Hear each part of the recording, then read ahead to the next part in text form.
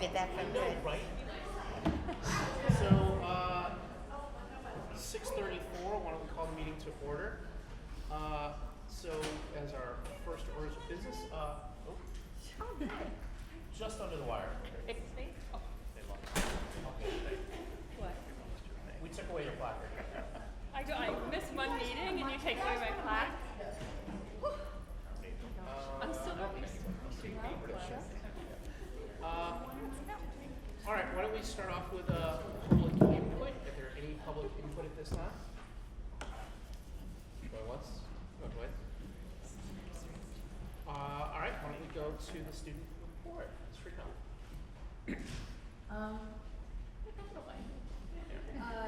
So I'm Sucheta Shrikant. A former middle school student. I'm a senior now. Where you going to college? I'm going to Harvard University.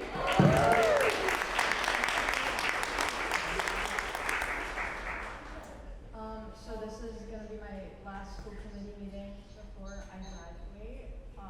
So I just wanted to say thank you to all of you for giving me this opportunity over the years. I've been a representative since my freshman year, so it's been a great opportunity. So thank you to you guys.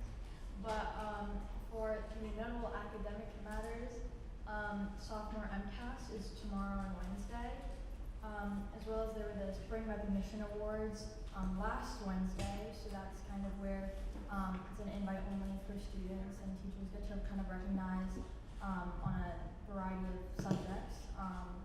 And as well as on Thursday was the North Shore Commerce Dinner that the top 5% of the graduating class attended. And so I'm pretty sure there were 35 schools there. So it was a pretty decently sized event, and there was like a keynote speaker I got to attend. So that was really exciting. For the notable fine arts, Mean Girls, the high school musical, has won 2 awards, the Stephen Sondheim Awards this past weekend. Daniela Boissonette won Best Lighting for the 3rd year in a row. She's a senior as well. The cast won Best Ensemble. Eulalia Ganis, another senior, was a finalist for Best Actress. There's also a chorus concert this Thursday, which is the last one of the year. And acapella and jazz band have a concert today, so probably won't be attending, but it's today. Notable athletic matters, girls track has won first place the state meet, hosted for the 10th year in a row by North Reading. Boys track got 3rd place at the state meet. There's a girls tennis game today against Hamilton Wenham, and a boys baseball away game today at Amesbury, as well as girls softball today in away against Hamilton Wenham. For our other category, there's slam training this Thursday, so that's for the next incoming group of slam mentors. Class officer elections have started to happen for the sophomore, junior, and senior classes. Seniors have finals next week, and it's our last week of school next week. It's a half day this Friday, and there's no school on Monday. So for my student work report, there haven't been a ton of projects going on because a lot of AP exam prep has been going on. That was supposed to finish out for school last week, but the AP Psych exam got moved to this week, so it's still kind of going. But the last kind of projects that I did was a series of different write-ups in my British literature class. And so our usual teacher, Miss Boggs, she's on maternity leave. So our kind of temporary sub there, Miss Billings, she's been great, and she's been kind of getting the seniors, it's an all-senior class, to do a bunch of like reflective writing, looking back on just their school throughout the years, and just kind of their life throughout the years. So we've had to read a series of different pieces, some about like class school pictures. We need to write about a picture of us from freshman year, and as well as a few of our favorite things. So that's kind of what this assignment is, and it's just you can't really see it, but That could be anything. yeah. So I just kind of for that I just talked about like a teddy bear my sister gave me, like Harvard Duck keychain, a couple of books I liked, and like a deck of playing cards, And all of that is leading up to our final memoir, which we just submitted last week. So that's kind of where we put together the different writings we did, as well as like kind of with a common theme. So mine was a little long, but it's like essentially like just pictures from when we were young and kind of growing up and stuff like that. And we just kind of reflect on it and our favorite things and our family and our friends.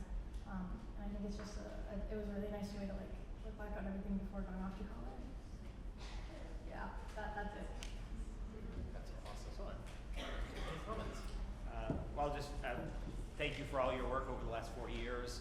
It's been great to get to know you, and your family's given so much to the community. And I think what people don't know is you've been a strong voice for the students, but also we were losing student reps, and you basically recruited all the student reps that we have for this year and for the future years. So you kind of replenished the program for the next few years. So thank you very much, and congratulations. I like to say that education is an offering, and people can choose to accept it or not accept it, and you've accepted it. You've done everything you could. You've gone well beyond what was even taught here, and so just want to recognize you for all you've done. And so it's been a pleasure having you as a student rep, and a pleasure to see you grow. Thank you so much. I really appreciate that. So graduation, and you guys will come, is June 6th. It's a little whiles away. There might be a meeting, school committee meeting before then, I'm not really sure. But I'll be speaking there, so I'm this top scholar for the senior class. So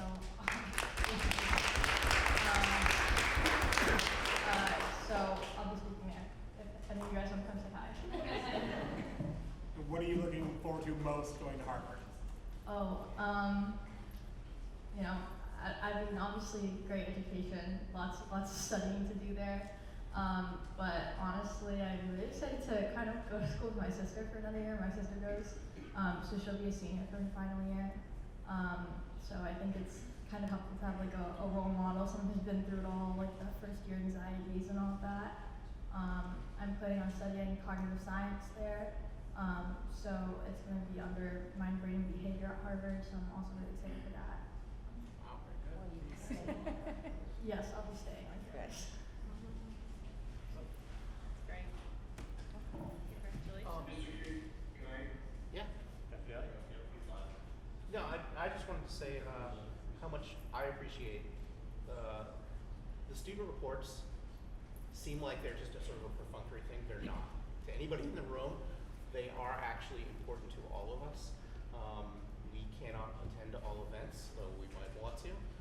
Getting an understanding of what's happened in current events, what is going on, really is important to us. So thank you for doing such a great job of giving that to us.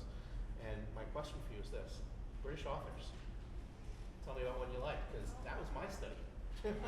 Modern British authors. Okay, it's a good question. We just read We Were Frankenstein by Yep. Mary Shelley. Shelley. That was a good one. Pride and Prejudice as well. I'm a big Austen fan. Yeah. To be honest, not That's- that huge Shakespeare fan, but we read it every year. But yeah, that's my take. I like Jane Austen. Awesome. So. Awesome. No, that's great. Excellent. Yeah, I'm not sure. Can you hear me? Yeah, you're good.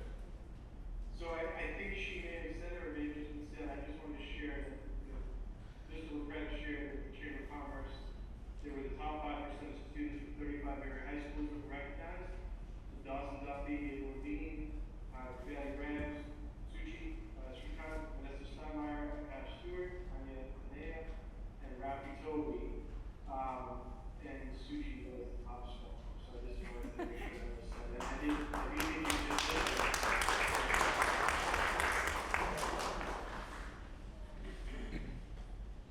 Excellent.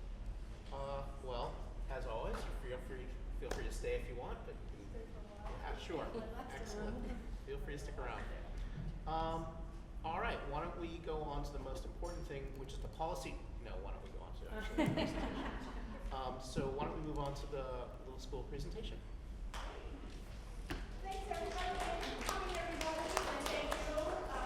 Unfortunately, this is our final time together here. School committee visiting the little school. You'll be visiting, but I just won't be here. So thanks for coming.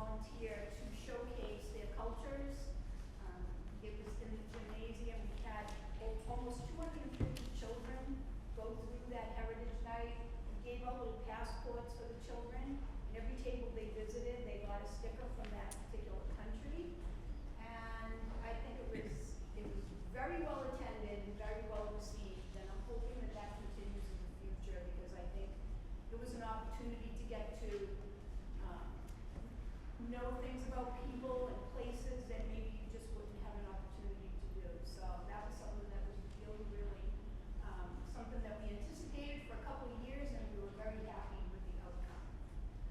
Also, our first student council, fifth grade student council, was developed this year, and they are here to present tonight to you. And every 2 years, we are blessed with a musical presentation from the Little School Drama Club. And this year, the Drama Club is doing Alice in Wonderland, and you will be seeing a little snippet of that tonight with some of our, they're not in costume because we're not quite there yet. And I haven't seen anything that they've done yet because I like to sort of be surprised when I get there. But kudos to Mr. Tatro and Mrs. Rizzoni and Mrs. Downing, who's not here this evening. But all their hard work, almost every day after school, Mr. Tatro's either doing band or he's doing the musical practice. We take great pride in our arts program here at the Little School. And Thursday night is our annual arts night. If anybody would like to come and walk through the building and admire the artwork, hear the chorus, listen to the band play, we would love to have you, and that's Thursday night. So, with that being said, I'm going to ask everybody that's sitting here to come and sit in a reserved seat, and we're going to get the computer up and running, and we'll have our student council.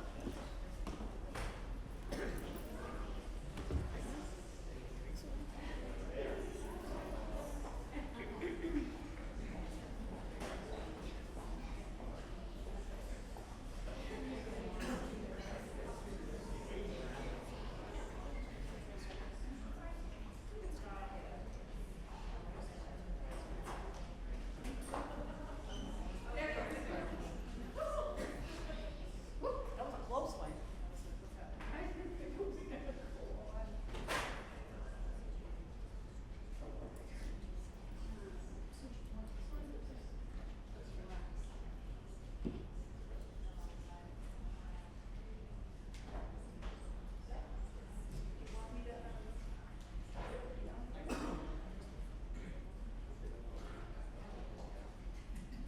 Okay, I have some wonderful students here tonight to present to you some great things they did this year as part of the Little School's first student council.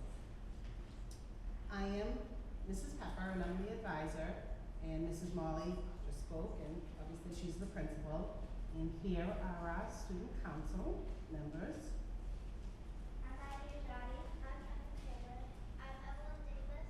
I'm John Gabriello. Murat Mamadov couldn't be here tonight, but he is part of the student council. I'm Ilona Casassa. I'm Samantha Cameron. I'm Shannon Lee. I'm Francesca Giordano. And I'm Mira Esbiata.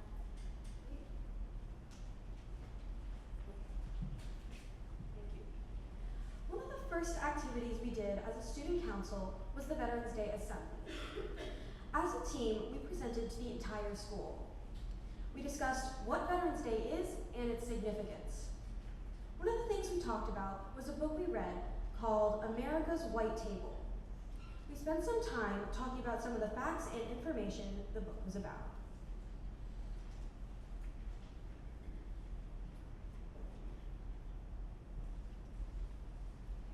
Another event we did was a fundraiser called Bandanas for Turkey Trot.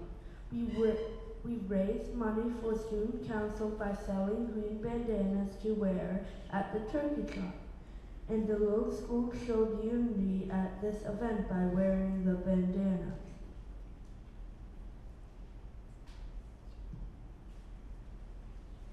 Another activity we did as a student council was we did the holiday food drive. We assisted in collecting food from the classrooms around the school as a part of the food pantry drive. We decorated the food boxes with seasonal decorations to make them unique and special. We also assembled the boxes going to families in need for the holidays. As a student council, we believe that families in need should have delicious and tasty meals for the holidays.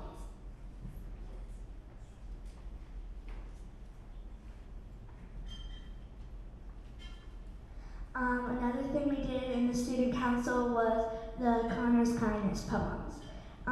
During Kindness Week, as part of the Connor's Kindness Project, Members of Student Council read poems over the loudspeaker regarding what it meant to be kind and respectful to others.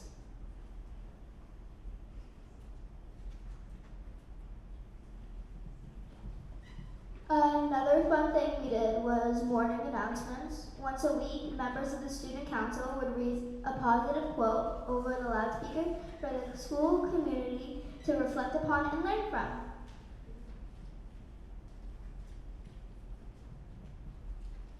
Another activity we took part in was the suggestion box. Students and staff had the opportunity to share their ideas for school improvement through our student council. We made many of these ideas happen as some of the things in the slides.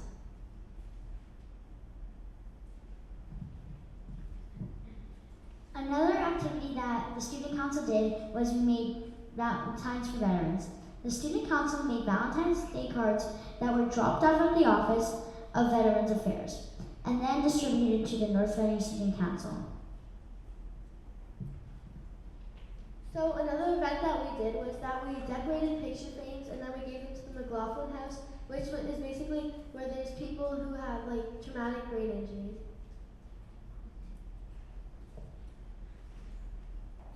Another fun thing we did was helping the MSPCA.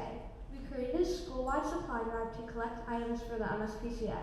We visited them on a field trip and saw many animals, including 2 that were being adopted.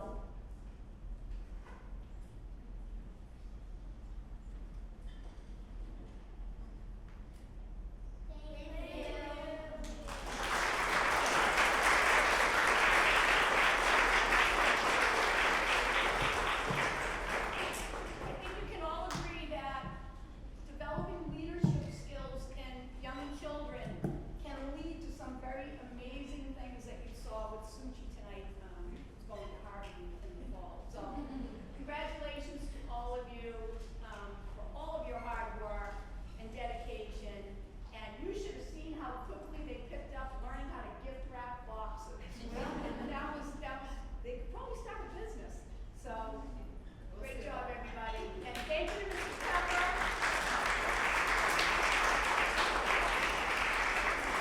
Mrs. Pepper took time to really design a worthwhile and meaningful experience for the kids. So, thanks, Mrs. Pepper. All right, we're gonna move on to, see right there?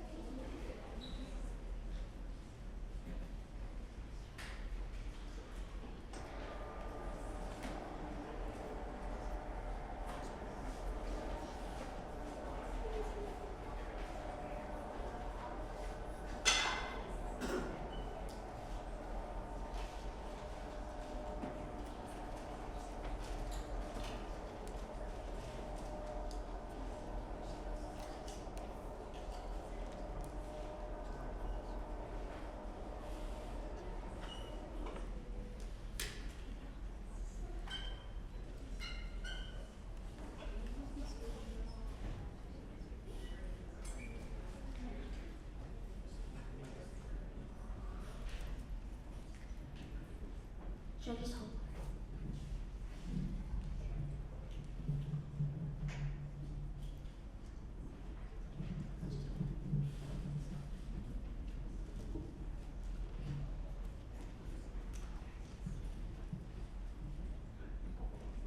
Good evening. My name is Maya Bijan, and in this year's Little School Dramas production of Alice in Wonderland Jr., I'll play the role of Small Alice. My name is Emma Starter, and I will also play the role of Tall Alice. My name is Charlie Brewster. I will play the role of Medium Alice. We are the 3 Alices of Wonderland.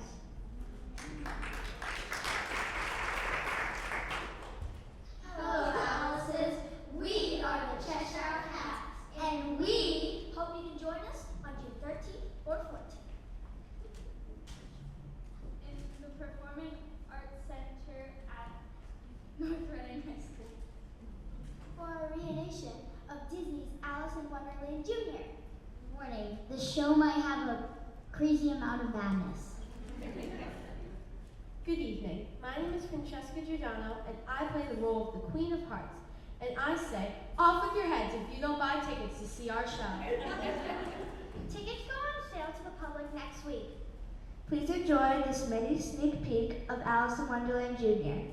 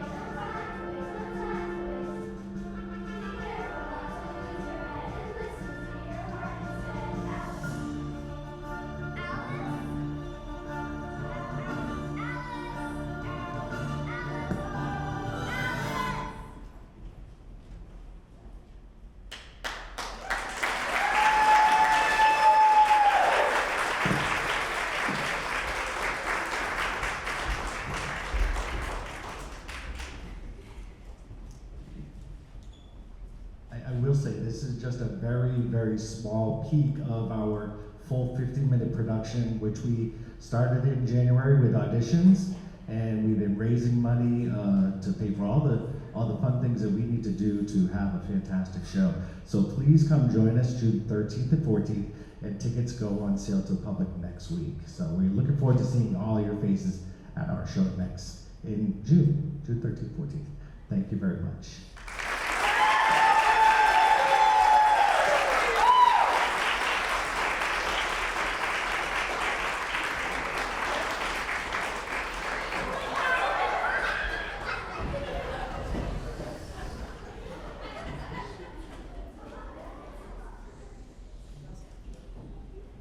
Thank you, everybody. That was great. You all did fantastic. Can't wait to see the show. School committee, you have a flyer in your folder that I sent. It has information on there about tickets if you're interested in attending. And really, that's it. We had a quick program tonight. I wanted to say thank you to the school committee for working so beautifully with the administrators in town. For the past 21 years, I've had a wonderful experience here in North Reading, and I hope to watch from the sidelines and see, you know, the progress and the best. They say the best is yet to come, right? Let's hope for the North Reading Public Schools and for me in retirement. Yeah. So, thank you all. Drama Club, you did fantastic. How about a nice round of applause for the Drama Club?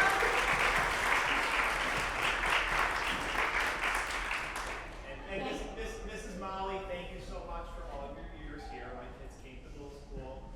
You're a huge part of this community, both in middle school and just beyond. I know all the other principals have appreciated your guidance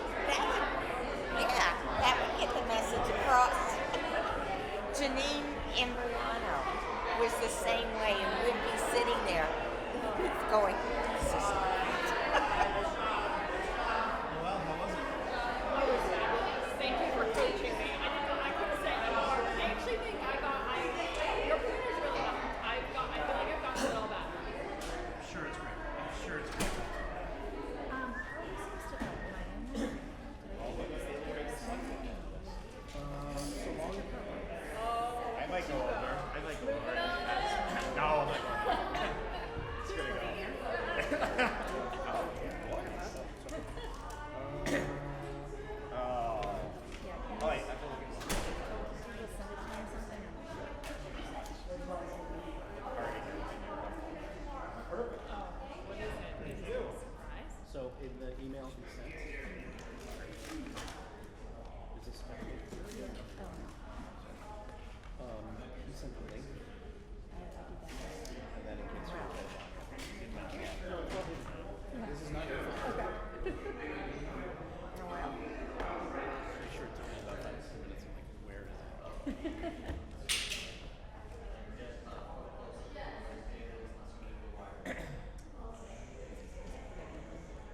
He's remote. Yeah, he's not a person. No.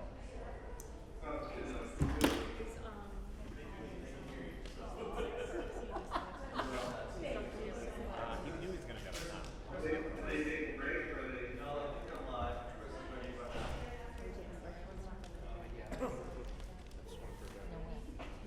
All right. Mr. Freeman, through you. Sorry, what was that? Said Mr. Freeman through you. Okay. Yep. Dr. Daly? Sorry, it's very hard to hear, but I just wanted to say this for both. We'll have a lot more to say to Ms. Molly in June, but I just wanted to thank her for a great presentation, for everything she's done for so many years here at middle school, and another great presentation tonight. So we're really going to miss her next year. I know that was just that, but I want to thank her those thoughts. Thanks, Patrick. Excellent. All right, why don't we go back to our regular You schedule? wanna do core measurement survey? Since she's here. Yeah. Why don't we go into the core measurement survey results? Sure. Hello. You wanna come sit up with, come sit up with us? Yeah. Come sit with us, there we go. Does everybody have the presentation? Because I'm Yep. not sure I'm I gonna plug in. do. It's in here somewhere. Yeah, we're gonna pretty much stick to that. I have it. Can you share it on screen, Mr. Colleen, or not? No?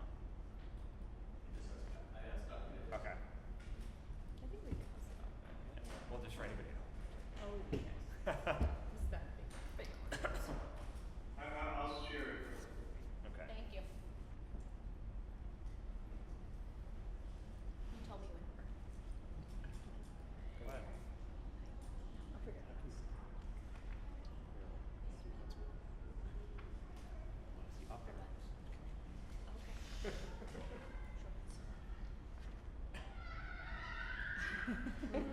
Best I think day they're ever. excited. 1.5 days left of school. Should I start? I think Dr. Daly's waiting to put it online. I have a copy. Don't wait for me. Oh. I don't know. Okay. All right. We'll just jump into it. I know this is riveting for everybody, so we'll move on. A few months ago, I guess, not even 6 months ago, we did come in to get your approval to administer the core measurement survey. And I'm here with excellent news. I'm sure you've previewed. This is the best year ever. I'm so excited.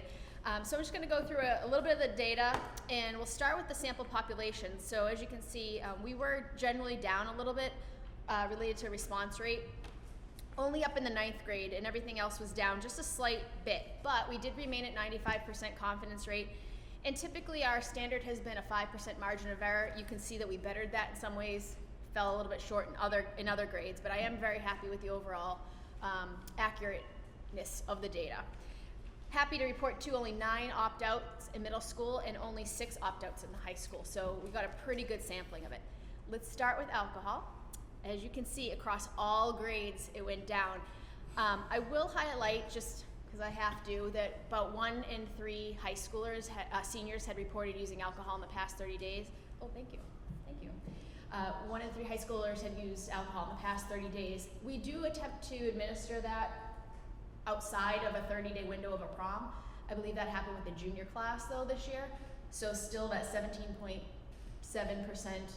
you can see is significantly down from the year prior.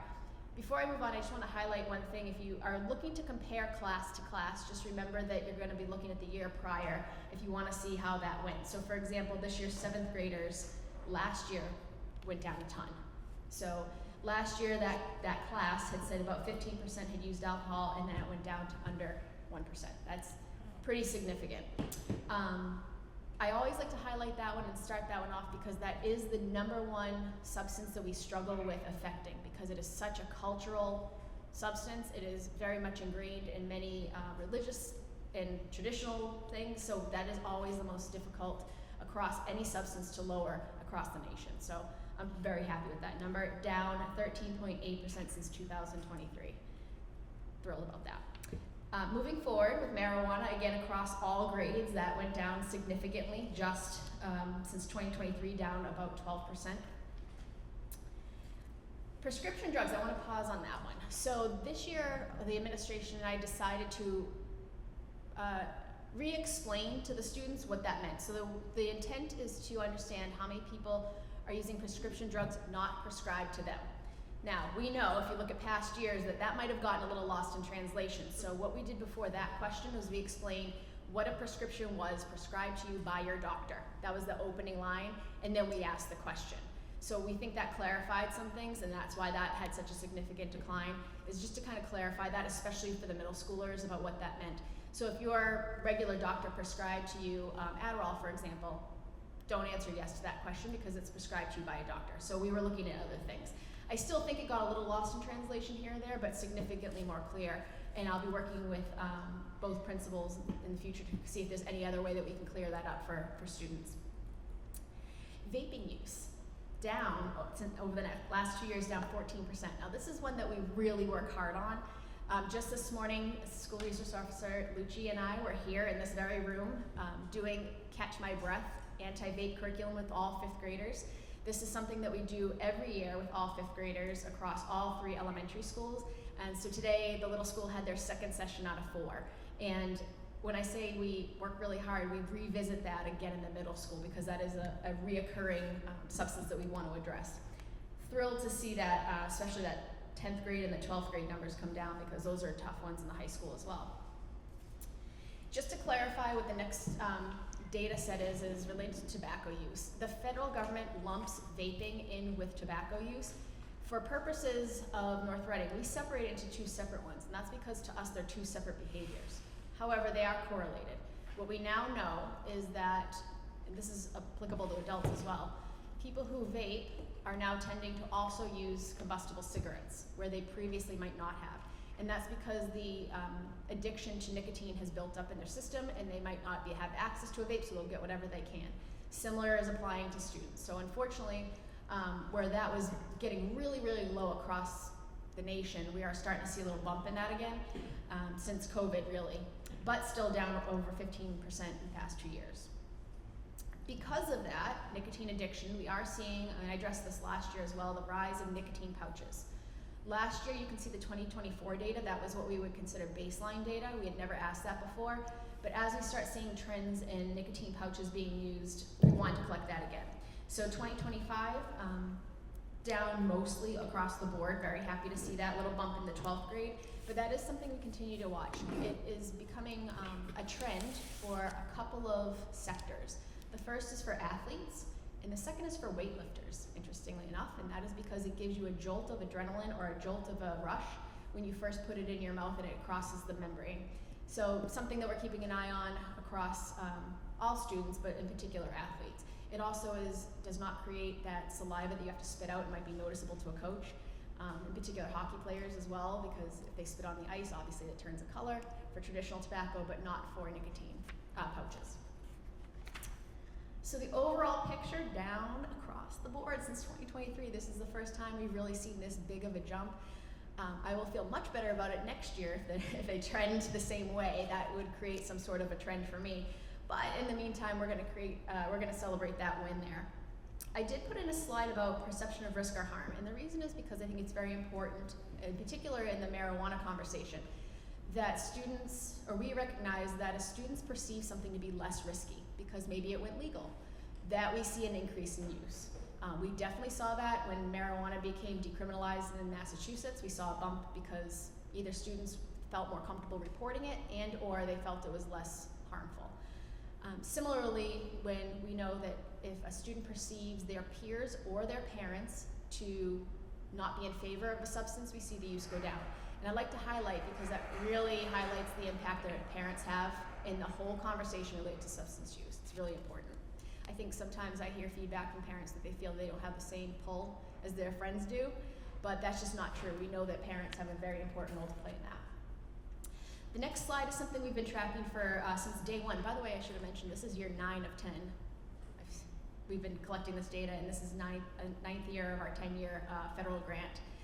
We still see that the number one places where students use substance is basically outside of the school, unsupervised events at their friend's house or at home. And by that they mean typically taking it from their parents' supply. And I think that's really important because I often hear, Amy, why don't you just do more in the schools? And as we all know, this is a community problem. This is not a school exclusive problem. It's certainly not a police exclusive problem. This is a community challenge. And I think that this piece of data really highlights that there's a lot that can be done in the home in terms of conversation and supervision.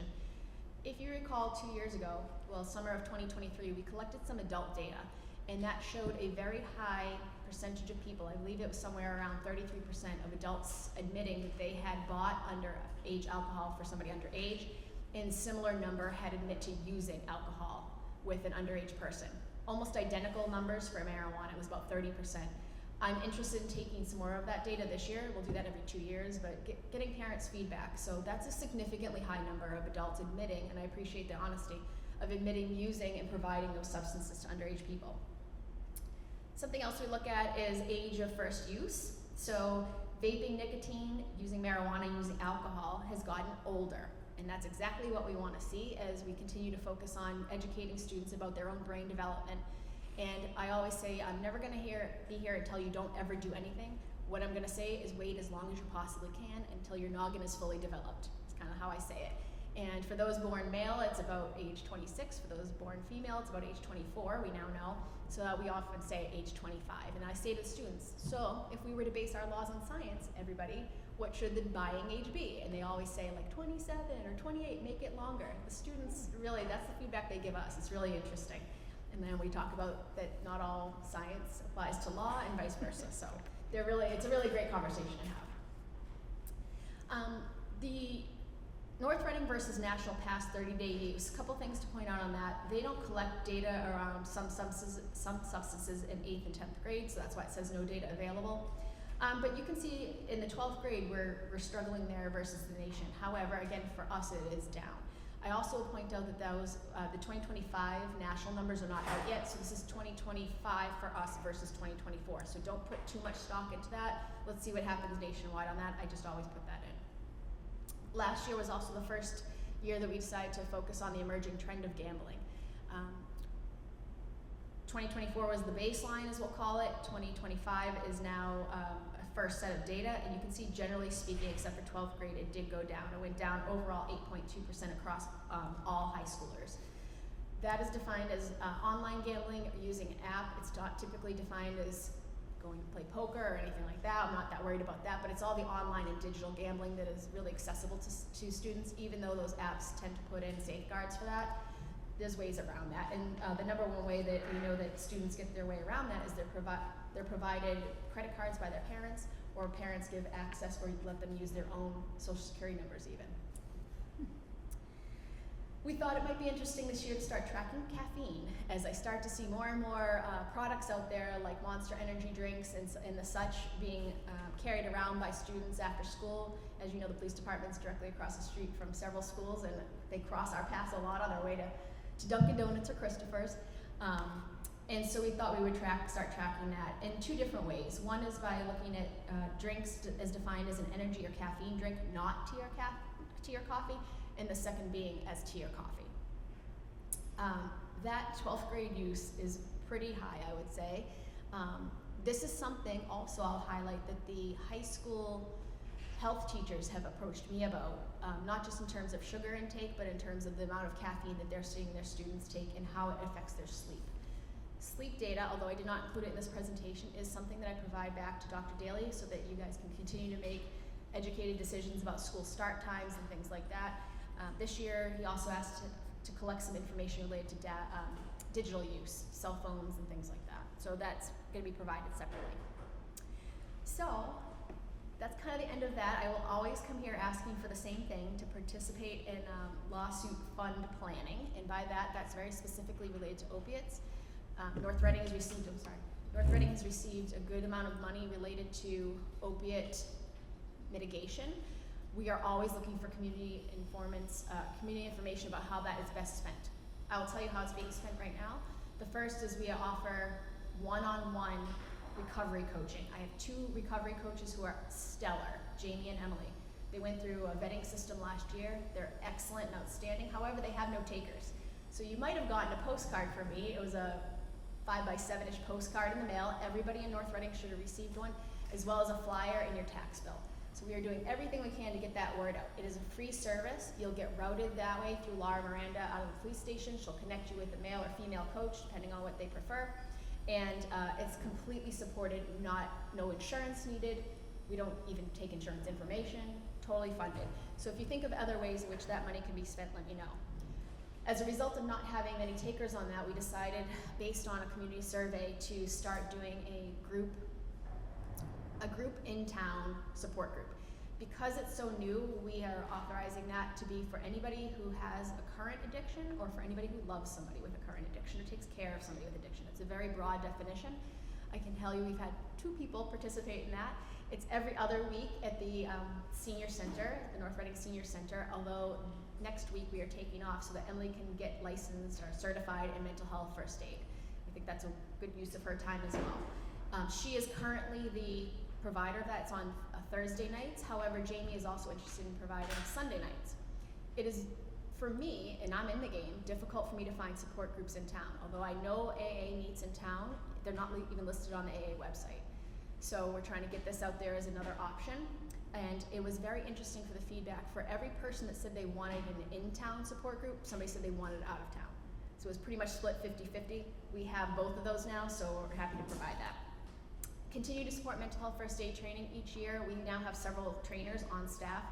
That's an extensive, about 8-hour training. It's excellent if you've never taken it. It's one of my top favorite mental health related trainings. We offer that through Cynthia Conant to offer to teachers. I wish I could say that it qualifies as PD. I'm not sure the process of that entirely, if it's going to get there, but it is something that we talked to Dr. Daly about and Cynthia about, making sure that that would qualify as professional development for them. It really should, in my opinion. It's excellent. There's also a very specific training for those who work with adults versus those who work with youth. And now we have a trainer for students who want to help their peers. That's new. Continue to support data collection, as you do every year. That's great. Continue to assign us a liaison for the coalition. So thank you for coming, as usual. Love having you guys there. The coalition is about 44 members now. We've grown significantly in the past 10 years really, since the coalition's been around. Participate in NFG discussions. NFG is nicotine-free generation. That is a policy that we're looking at in North Reading, and by the way, our surrounding towns have almost all passed this, which means that those who are born 21 years prior will never get the ability to buy nicotine, thus phasing the use of any nicotine product out over time. You basically remove the demand. If we can't keep in front of the next innovation of nicotine, let's remove the demand. I'm a big favor of that. I want to be clear though, and this is the number 1 comment I get, it does not remove the ability for anybody who currently has the right, does not take that away. So if you are over 21, you'll never lose that right. It's basically for babies born now. Do we want them to ever be able to have access to nicotine? Consider a chemical infraction diversion. This is something that we're talking about with Barry and Alonzo coming up for the next year, that instead of perhaps a 3-day suspension, that they end up having diversion, chemical infraction diversion, which would include an evaluation and include education. So that's going to be a science-based program if it is taken up by the schools. It's not just what Amy thinks is good. It'll be a proven science-based curriculum that we will borrow from our neighbors who have a very successful programs. Specifically, Beverly has a great one and Wakefield has a great one. So we've taken their models when and ready. And the last one is support our Noodles and Noggins presentation. That's parent and family presentations. Those are always free, things that like Detective Leach and I do about social media. It all ties back to substance uses. It's about preventing high-risk behaviors and increasing protective factors. So although it might not be drug-related specifically, like the social media one, it is for us. As always, if anybody needs help, please contact Laura Miranda out of the North Reading Police Department. She is a full-time clinician who can connect anybody to any sort of substance use help or mental health help. Now, open up for questions.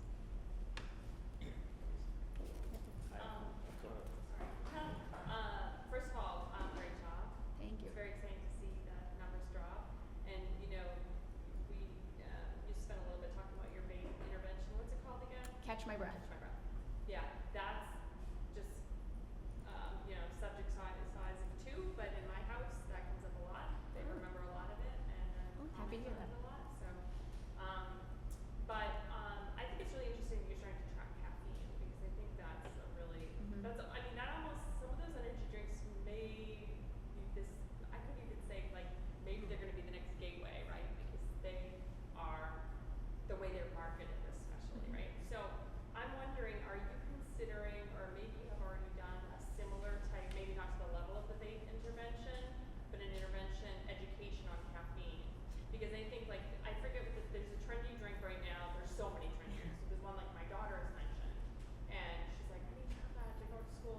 Celsius?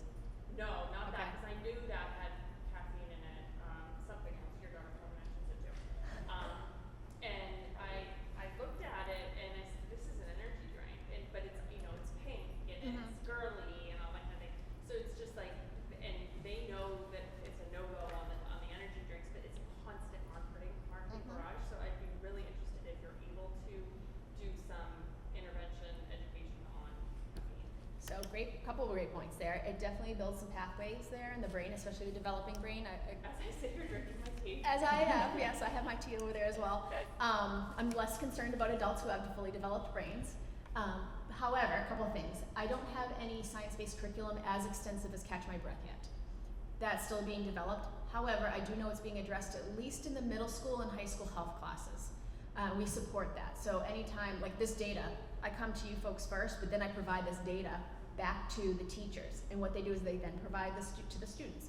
And oftentimes then they reflect on it and where they're at themselves. There was, the marketability of that. So interestingly, Massachusetts several years ago banned flavored nicotine products. And that was because we know sweet flavored nicotine products are targeted to youth. However, free for all when it comes to caffeine products. I am a little restricted in what substances, I'll use that as a broad term, I can target because I'm federally funded. However, that doesn't mean that the pathways we lay down in terms of education, specifically around the developing brain, that we don't sneak that in every now and again. Right. And I can give you a very specific way. When we talk to, we do the watered down version of Catch My Breath as a refresher in 7th and 8th grade, depending, it flexes back and forth. We talk about what are some of the other things that somebody might have addiction to, and we bring up digital addictions. We bring up caffeine, things like that, gaming, our cell phones. I say to them all the time, how many times do you see your adult person with their cell phones in their hand? We all do it. So we do sneak it in as a topic of conversation. Thank you. I wonder if it'll ever be on the federal level, at least, probably not, but. I don't know. It'll be interesting, like if there's a certain percentage, right, like Yes. get ready for dangerous territory. And this brings up another point. We talked to the students about this. Sometimes their perception of how many people vape is due to how much attention we give something. So another thing that we do with this data is we show the students the actual data for the point of saying, if anybody says to you, oh, vape, everybody's doing it, you now have the evidence that says that you're in the majority if you don't. I think providing them with that data similar is important to show them how maybe chronic it is becoming. And maybe the students, I would love to see a student-driven project around this. Leads me to another thing that we do with this data is that some of the seniors who do their senior projects related to substance use or mental health, we provide this data to them as well. It's kind of like, it's your data, I say. It's like North Reading's data. It's not Amy's. It's not the coalition's. It's for them to use, and that very specifically includes the students. Thank you. I have a few things. Okay. Thank you as always, Amy. First thing on caffeine quickly, you were talking about the brain developing, 24 or 26. Does that apply to caffeine too or not? So I'm gonna say in general terms of laying the pathways of addiction to anything. That could be sugar, that could be gaming, that could be a behavioral addiction. So we had this question today. This student was sitting right over here. If I use vape one time, am I gonna become addicted? My answer is no. However, the first time use of any sort of chemical opens up that pathway. It gets reinforced the younger you do it and the more often you do it. And that applies to any foreign substance like that. So overall looking through this, I think this quick summary is 6th through 10th grade, the data's great. 11th and 12th, a little more work to be done. But what's really interesting to me, and it almost makes you question things, but it seems like in the 7th grade, every single one is 0.78%, 0.78%, 0.78%. So that's probably 1 or 2. That's right. And the question is, do you think they're unique, different people, or do you think it's the same? Is there any way of knowing, is it the same person who said yes to everything? There is a way Or to do that, yes. So I can filter the data by saying if they said yes to this, what else did they say yes to? I can do that, yes. I'm just curious, just because the numbers are so low. I suspect it's 1 or 2 of the same. Yeah, I wonder if it's the same person that just said I yes would for agree. everything. Yes. So, Can I mention too the 11th grade and 12th grade comment too? We know nationwide that there's a big jump there and a gap there because those students are generally speaking closer in age to somebody of age. Right. And I guess the last thing, just to zoom up to a 20,000 foot level, your position is funded by a grant. Yes. And I just think right now there's been a lot of discussion about budget. Yes. And I know one thing that has been talked about at the select board meetings is trying to fund your position long term. And so I just want to, not really a question for you, but more a point of, I think this is really valuable to have for the schools and for the town of North Reading. And we keep talking about budgetary issues impacting the students, but this is another way in which when we're struggling and we're making cuts, you know, this is a concern of mine going forward as well, is being able to keep this position. So you have one more year left, which is Correct. FY26. And so after FY26, to keep this position, are we eligible to get the grant again or not? So great question.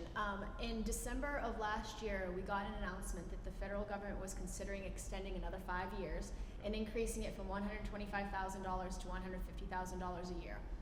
In March, if we all recall, an executive order went out suspending all of that. In fact, I lost my job for about 3 days. Today, I found out that the injunction against the executive order has been sustained, and so I feel pretty safe for the next, so we'll call it 12 months or so. But I have not heard anything about the extension of the grant. We had 2 backup plans, to be transparent with everybody, 2 additional federal grants that I was looking at. One was called the SPF grant, and the other one's called a block grant, which is a stop grant.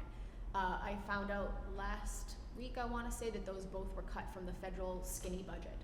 So our backup plan and our backup plan to be funded by the feds is now non-existent as it stands today. Full stop. And again, so just to point out that, like, if you believe that correcting some of these problems is education and trying to get in front of students earlier to try to correct action going forward, just another thing that is at risk right now if we don't fund it through our own sources. Thank you. Just pointing that out. So Appreciate for that. Other people. Appreciate that. I mean, just to piggyback on what you said, I'm trying to formulate my thought in my head as I was Yeah. I mean, I think this goes to really what we've been talking about when we talk about the overall budget issues and where we're going into next year, right? We've got this, which to me demonstrates progress with our students and that they're understanding the consequences and ramifications of using substances. And then the long-term impact, right? When we have the budget in place, these students are in our schools from 7 in the morning till 8 o'clock at night, 9 o'clock at night. I think there's still softball going on back there, right? Town. We're providing a lot for this community, and what we're seeing in this town and we're not seeing in others is they're engaged. And when students are engaged, they don't have time for this stuff, right? They're purposefully occupied. And I walked around, and I was at IRP earlier tonight, watching the myriad of students going off and do, different sports. Softball was there, soccer was there. They're in the middle of the winter, they're doing band, and we're doing, winter percussion, right? And I think this kind of goes with the two. Having the budget, having these kids occupied, and then being educated in what the ramifications of these substances are, kind of tie together. So I think it's in the overall theme of the budget, which is, if we're not spending money here, we're going to be spending it on police or sending it or increased presence in other places because these kids have nowhere else to go, and they're going to go find something to do. So I appreciate what you do. I appreciate everything that we're doing for our students, both by giving them the programming they need, but then also teaching them about the consequences of this. Thank you. And we know that prevention is more cost-effective than interventions long-term. Yeah, we don't see our students hanging around outside convenience stores like we do in other towns. I truly appreciate that as a resident. And if I could add, you made me think of something else, that if funding gets cut, my biggest fear is the setback. The years following COVID that we had to basically catch up, something similar. However, not just that, something that's not really talked about is the workforce. So I had stellar mentors. Chief Murphy asked me to move from youth services over there. I said, I don't know anything about prevention. He said, you'll learn. And I did. And I learned from excellent mentors in the surrounding communities. We'll call those the Amy's of the other town, who have 10 plus years of experience. My position gets cut. All those other Amy's get cut. Now you're losing a workforce with institutional knowledge. The catch up of that, if those positions get refunded, say 2-3 years down the road, is that you've lost that institutional knowledge. You're gonna have, for lack of a better term, rookies in the prevention sciences. And I have to say, we're gonna find other stuff. We're not coming back. And it's gonna be nobody really talks about that loss of institutional knowledge. For any position that gets cut, you're gonna have to basically start again, and with people with less background in history. Thank you. I couldn't echo more strongly that we need you in town. It's evident by, if you just look at the 2 years, because I was going to say, I do remember last year being surprised by the 7th grade numbers. And I thought, wait, I'm reading this wrong. And just the fact that even that number alone came down, never mind everything else, is, a tribute to the work you're doing. The education is working. I do have a 5th grader right now who's just done at the batch, who's just done his second Catch Your Breath, and it has sparked a lot of conversation in our house, and he's looking forward to the 3rd one, and I've heard him and his friends talking about it, and it's really interesting because it's conversation I don't know how we would have brought up, because I don't think a 5th grader is vaping, even though I've seen these charts and I know that I should be. So I want to echo that about budgetary reasons and why we need Amy. Just a couple of quick questions, or more comments too. I'm glad that we're doing the gambling. So easy with your, phones in the pocket, and then I think we're gonna have online lottery in Massachusetts by 2026. So we're just gonna keep adding to that. About the prescription drugs. Yes. So I know you were trying to, differentiate between, but and this is, again, I'm hearing it and I feel like I'm a naive parent and I need to catch up on this, but that, kids can buy Adderall online and things like that. So is that being discussed in the health classes? And Yes, in the health classes, not in the middle school. Okay. To my knowledge. I'll say I don't present prescription drug use in the middle school. That doesn't mean that Mrs. DeMori doesn't do that. I just am not unaware of that. The number one source is not for that particular drug is not buying online. It's from a known person or through a social media app. So Detective Lucci has a lot of knowledge about this, typically on Snapchat, so unmonitored Snapchat discussions. Again, at the older grades where they happen to know somebody older who has access to that, I can say in North Reading that's not common, which is great. Okay. And then the nicotine-free generation, I know you get the question all the time about, are you going to prohibit me from buying if I've already been able to? And I do think, the communities that are doing communities coming together and surrounding communities are the way to impact change. Where are we with that? I know there's been different. What a great question. We've spoken several times to the Board of Health. So there's 2 ways you can pass that in a town, and one is by a Board of Health decision, and the second is by town bylaw, which would require a public meeting, public hearing. They both require public hearings, but a vote, a townwide vote, which takes a lot more education, as you know. Yeah. So we last left off where I had provided some information to the Board of Health, and they were looking at an offer from a law firm that was going to offer pro bono assistance should the town ever get sued. By the way, this has already been litigated multiple times. Towns have won about the legality of it all. But we do have an offer on the table from a law firm that would offer pro bono assistance to that. My last knowledge is the Board of Health was reviewing that and had some additional questions. However, a couple weeks ago it was suggested to us that we may want to look at town bylaw, which would take a lot longer. For example, I would never be able to get it obviously into the June. I wouldn't want to. There's not enough time to educate. Yeah. I don't know if I would even have enough time to educate going into the October town meeting. That is something our steering committee is looking at, and they have a meeting on Wednesday to discuss what path we're going to take on that. Any assistance that you or any support you want to add to that is greatly appreciated. When was that again, sorry? The meeting? Yeah. Steering committee is meeting Wednesday. And is that open for us to? That's an internal thing, but if we will be doing an open call for support, I suspect out of that, a letter, anything would be really, really helpful for them.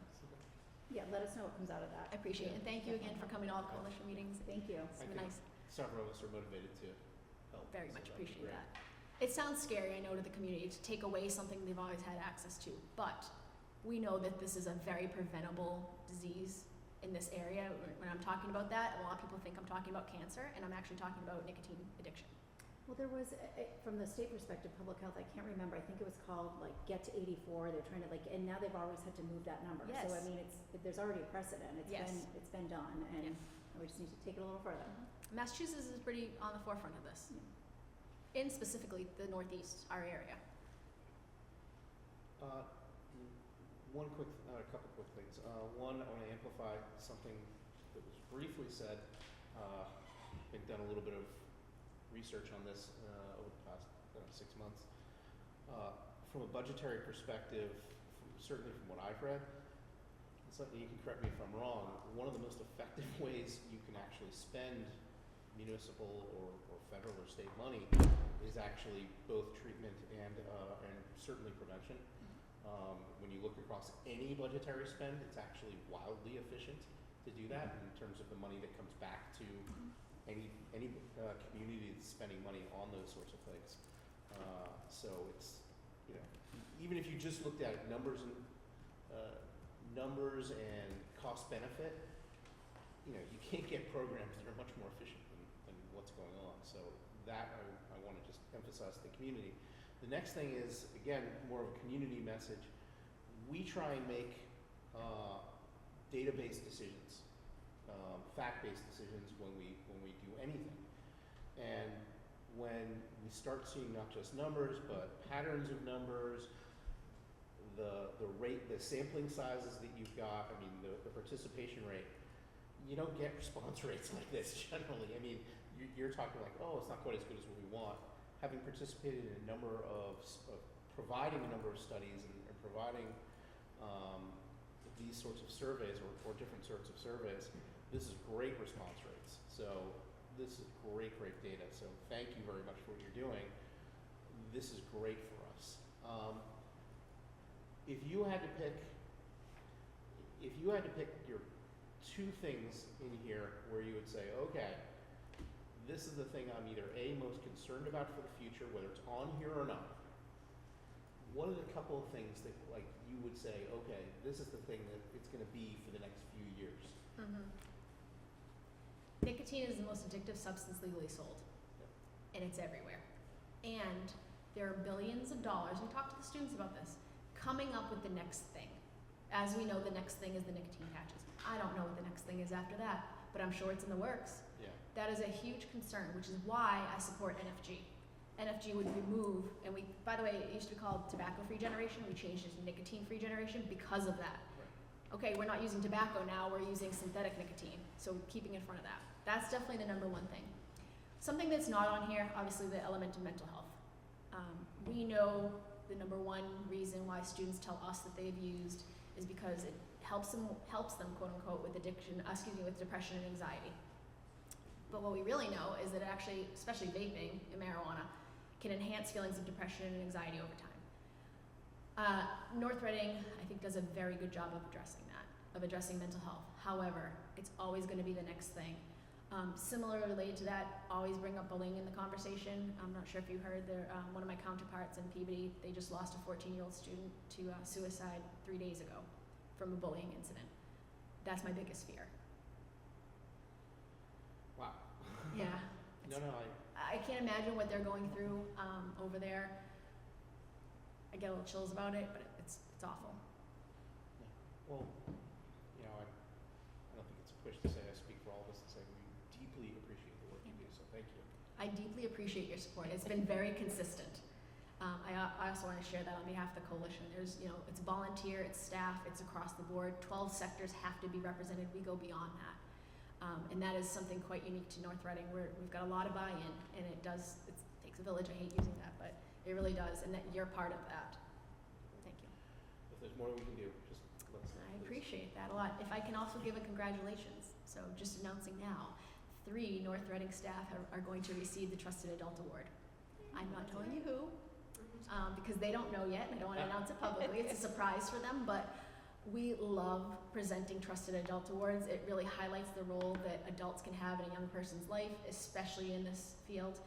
You guys will be invited to their presentation when it gets scheduled. I believe it's all at one school. I'll say it that way. And we're very excited that three educators are receiving that this year. 8 total. 3 of them are educators. Any idea of timing? Is it in the next month or so? Oh, ASAP. I have the awards already. This coalition, so it's a collaboration between youth services and the coalition. The coalition agreed to the 8 today. We already have the awards and ready to go. We're just scheduling. I need to schedule that at the school, unnamed school. Excellent. I don't know if Dr. Daly's online still, or if he has any comment. No. I am online. Yep. There you go. There he is. I didn't know if you had any comments either. I can't see you online. If not, that's fine. Just want to thank Amy for this data. It's very important. And as you can see, it was a very important discussion in our town. So we appreciate all the students who participated. We've had some excellent questions from parents, so I want to thank them too for allowing their students to participate. I always want to say too, you made me think of something else. Dr. Daly and I work closely together when something it needs to be funded. Part of my unofficial job is to find pools of money to fund something. So we were happy to contribute some of those funds back to the school this year, very specifically with medication lock boxes for the nurses so that they could have one on site as well as one taken on field trips. But anything like that, I always say to him, ask me, the worst I can say is no, but I'll try to make do and figure out if it can come from one of the pools of funding, and that includes sometimes the community impact team funds that are not related to substances. Ask me. This is wonderful. Thank you. Thank you guys. Thank you. Thank you.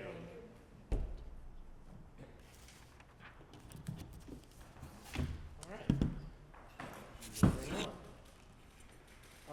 At this point, why don't we go back to continued business and the user fee / university cap discussion. Great, thank you, Mr. Chairman. So in your packet this evening, we wanted to more formally discuss some of the user fees that were discussed during the budget deliberation process for fiscal year 2026, some of which we had voted, but we had tabled, some others for additional data and discussion. So this evening I want to kind of revisit that conversation. Hopefully we can come to a decision and a vote. So the memorandum that was in your packet did just kind of highlight the school bus transportation fee and additional revenue that was necessary through the budget process, and we did vote that fee, and that's already been communicated out previously. So we are collecting a new user fee of $550 for an individual bus pass and $900 for a family cap. Some of the others that we wanted to revisit this evening was the athletics and the performing arts. So the athletics has been certainly discussed through the budget subcommittee as well as through the budget process, and then presented back here to the committee publicly that there's certainly a revenue gap with the athletic program, given some of the increased costs, mainly around transportation, athletic training services, some obviously equipment and other rental services for the programs has increased over the last number of years. So the recommendation that's before you that we've discussed during the budget process was to sort of move away from the tiered sort of first sport, second sport, third sport model and go towards sort of a fixed amount per sport with a family cap. The amount that was talked about at the previous meeting was $450 per sport with a $600 family cap. I know there was discussion or an idea to kind of think about the family cap number, but I do believe we sort of have an annual shortfall of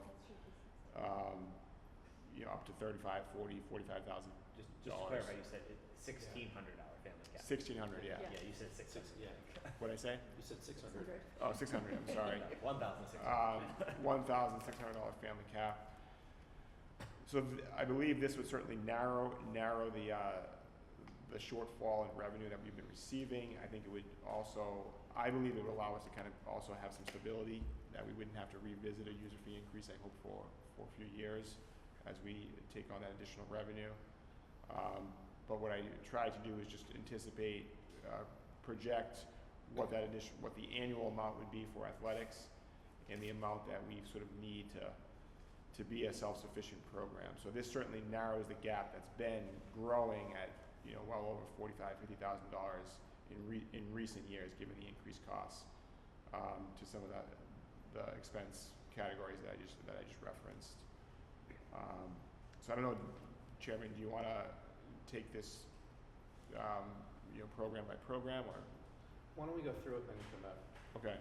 So I think we sort of need to look at this a little holistically. Can I just have a question before we go to the next one? Yeah. So that's the $1,600 family cap is just for athletics. That's not the universal. No, family that's correct. cap. Yeah. Okay. And, Just wanted to and clarify. one other quick question, just to clarify. So the $342,500, that's not new revenue. That's above what was $315 last year. So it's $27,500 or whatever more. Yes. Correct. Okay. Yeah. And that $315, sometimes that's gate receipt revenue too. So Okay. sometimes if you're hosting a Thanksgiving game, football game, or other games or playoff games, that can be higher. Okay. The user fee revenue, if you remove the gate receipts, is lower than that. Is lower than $315,000. On the performing arts end, at the high school level, the current user fee is $200 for the first activity, $100 for the second, $50 for the third activity with a family cap again. Maybe I was looking at that amount was $600.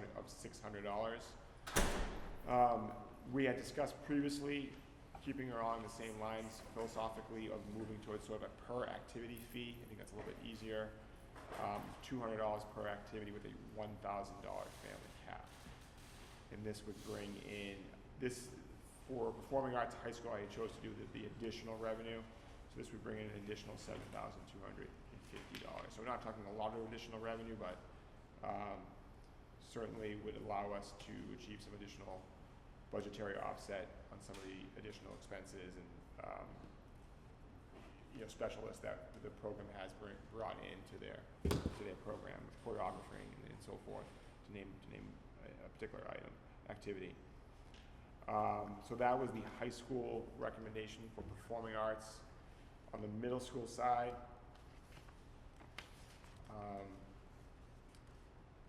the current user fee on the middle school side, I don't know if did that get cut off? You might be missing something in there. Yeah, not in. Yeah. But the current fee, I believe, we're looking to go to $150 per activity, and I believe right now we're at $150 for the first, second, and third sport. First, second, and third activity, and the family cap is at $450. We're looking to move it to $600 for the middle school.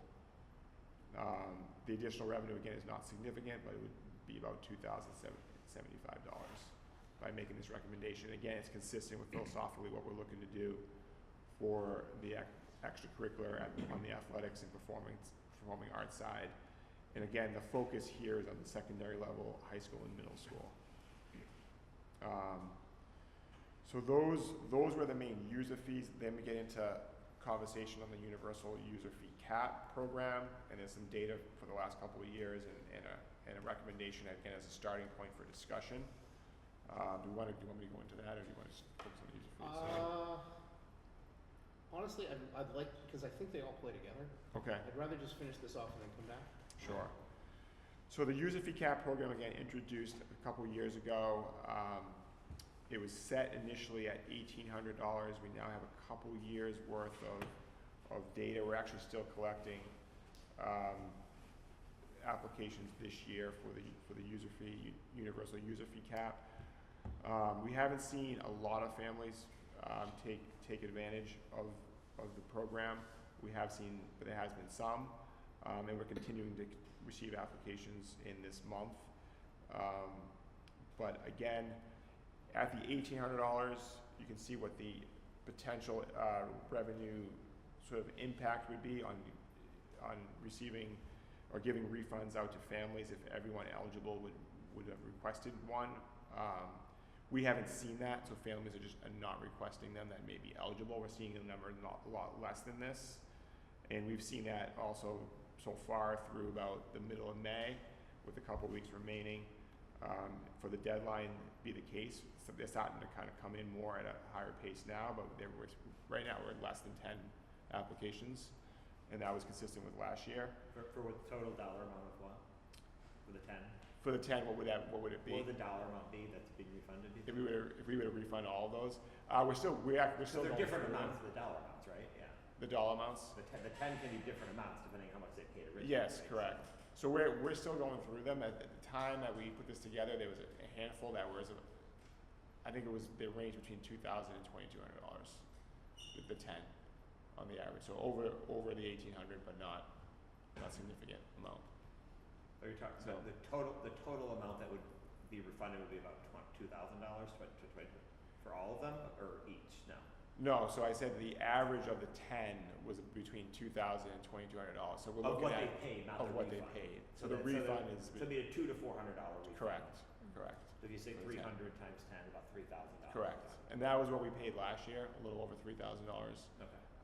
So I think that's what we've seen at the $800 family cap. Yeah. What we could predict. And again, that's about half of what we thought for lack of a better term, the total liability may have been. It was closer to $7,500. So I think we're seeing, so now I think what we're trying to do is find that target amount that would allow families in need, based on some of the increases, to receive that level of assistance. With the increases in some of these user fees already, with busing, already with some of the other programs, and what we're looking at for athletics and performing arts. We're trying to find that target amount. So potentially, I started at $2,500 because I think if looking at what the increases could be based on the current amount of what families would pay with some of the proposed increases, we could be looking at $6,500 if that target was set at $2,500. So I was just trying to find the same amount of total liability and a refund amount, and sort of work backwards from there. But I do know that's a big jump, and I think I'm very open to hearing what the committee thinks and making adjustments to that. But that was a starting point. And you can kind of see where we stand. So I guess I'll open it up for discussion. Yeah, so my suggestion is we open it for discussion, but we sort of look at it in reverse order, because if we get to the end and then we decide we want to make a change to the universal, it can impact the others depending on what we're talking about. So I would suggest talking about it, and when we consider it, look at the universal and then work our way back up. But any discussion generally? Can I have a couple quick questions, just to clarify. So the athletics, when it's saying 710 participation, that's not unique students, or is that unique students? No, there could be, there's overlap there. But like with high school performing arts, is there overlap in that 110 as well? There could be. Okay. Probably less, but there I'm just could trying be. to see. I'm just trying to get an idea. of There's overlap. Yeah, there is overlap because obviously there are two-sport athletes. Okay. And then in the universal Same fee, with the finance. yeah, in the universal fee cap. So if it's 2,000 to 2,500. If we were to lower, I'm not saying we would go to 2,000. My suggestion would be 2,200, frankly. But like, even if you lowered it to 2,000, you're talking about 17 families are paying between 2,000 and 2,500. Is that what you're saying? Yep. So that would be, at most, it would be a $500. If you went down to 2,000, at most it would be a $500 refund for up to 17 families, right? Correct. And some are going to be only 2,200, some are going to be 2,100, or whatever. But so 17 times 500 is another 8,000, 8,500, whatever. Yep. So if we went down to 2,000, it'd be another 8,500 potentially. But if we went down to 2,200, for example, then the most it would be a $200 refund times 17. So that would be 3,400. Yep. Okay. So then that would be about $10,000 total if we lowered it to 2,200. Correct. Yeah. Increased it to 2,200 from today, but lowered it over. Correct. Yep. Thank you. Can we clarify, so if it's not the athletic and it's not the fine arts, what is in the universal user fee? So what's in the universal user fee is essentially, school committee approved district-wide fees for bus transportation is included. Yeah. Extracurricular, student activity, the one-time blanket fee for clubs, which right now is set at $200 for middle school, high school. Athletics is included. And performing arts.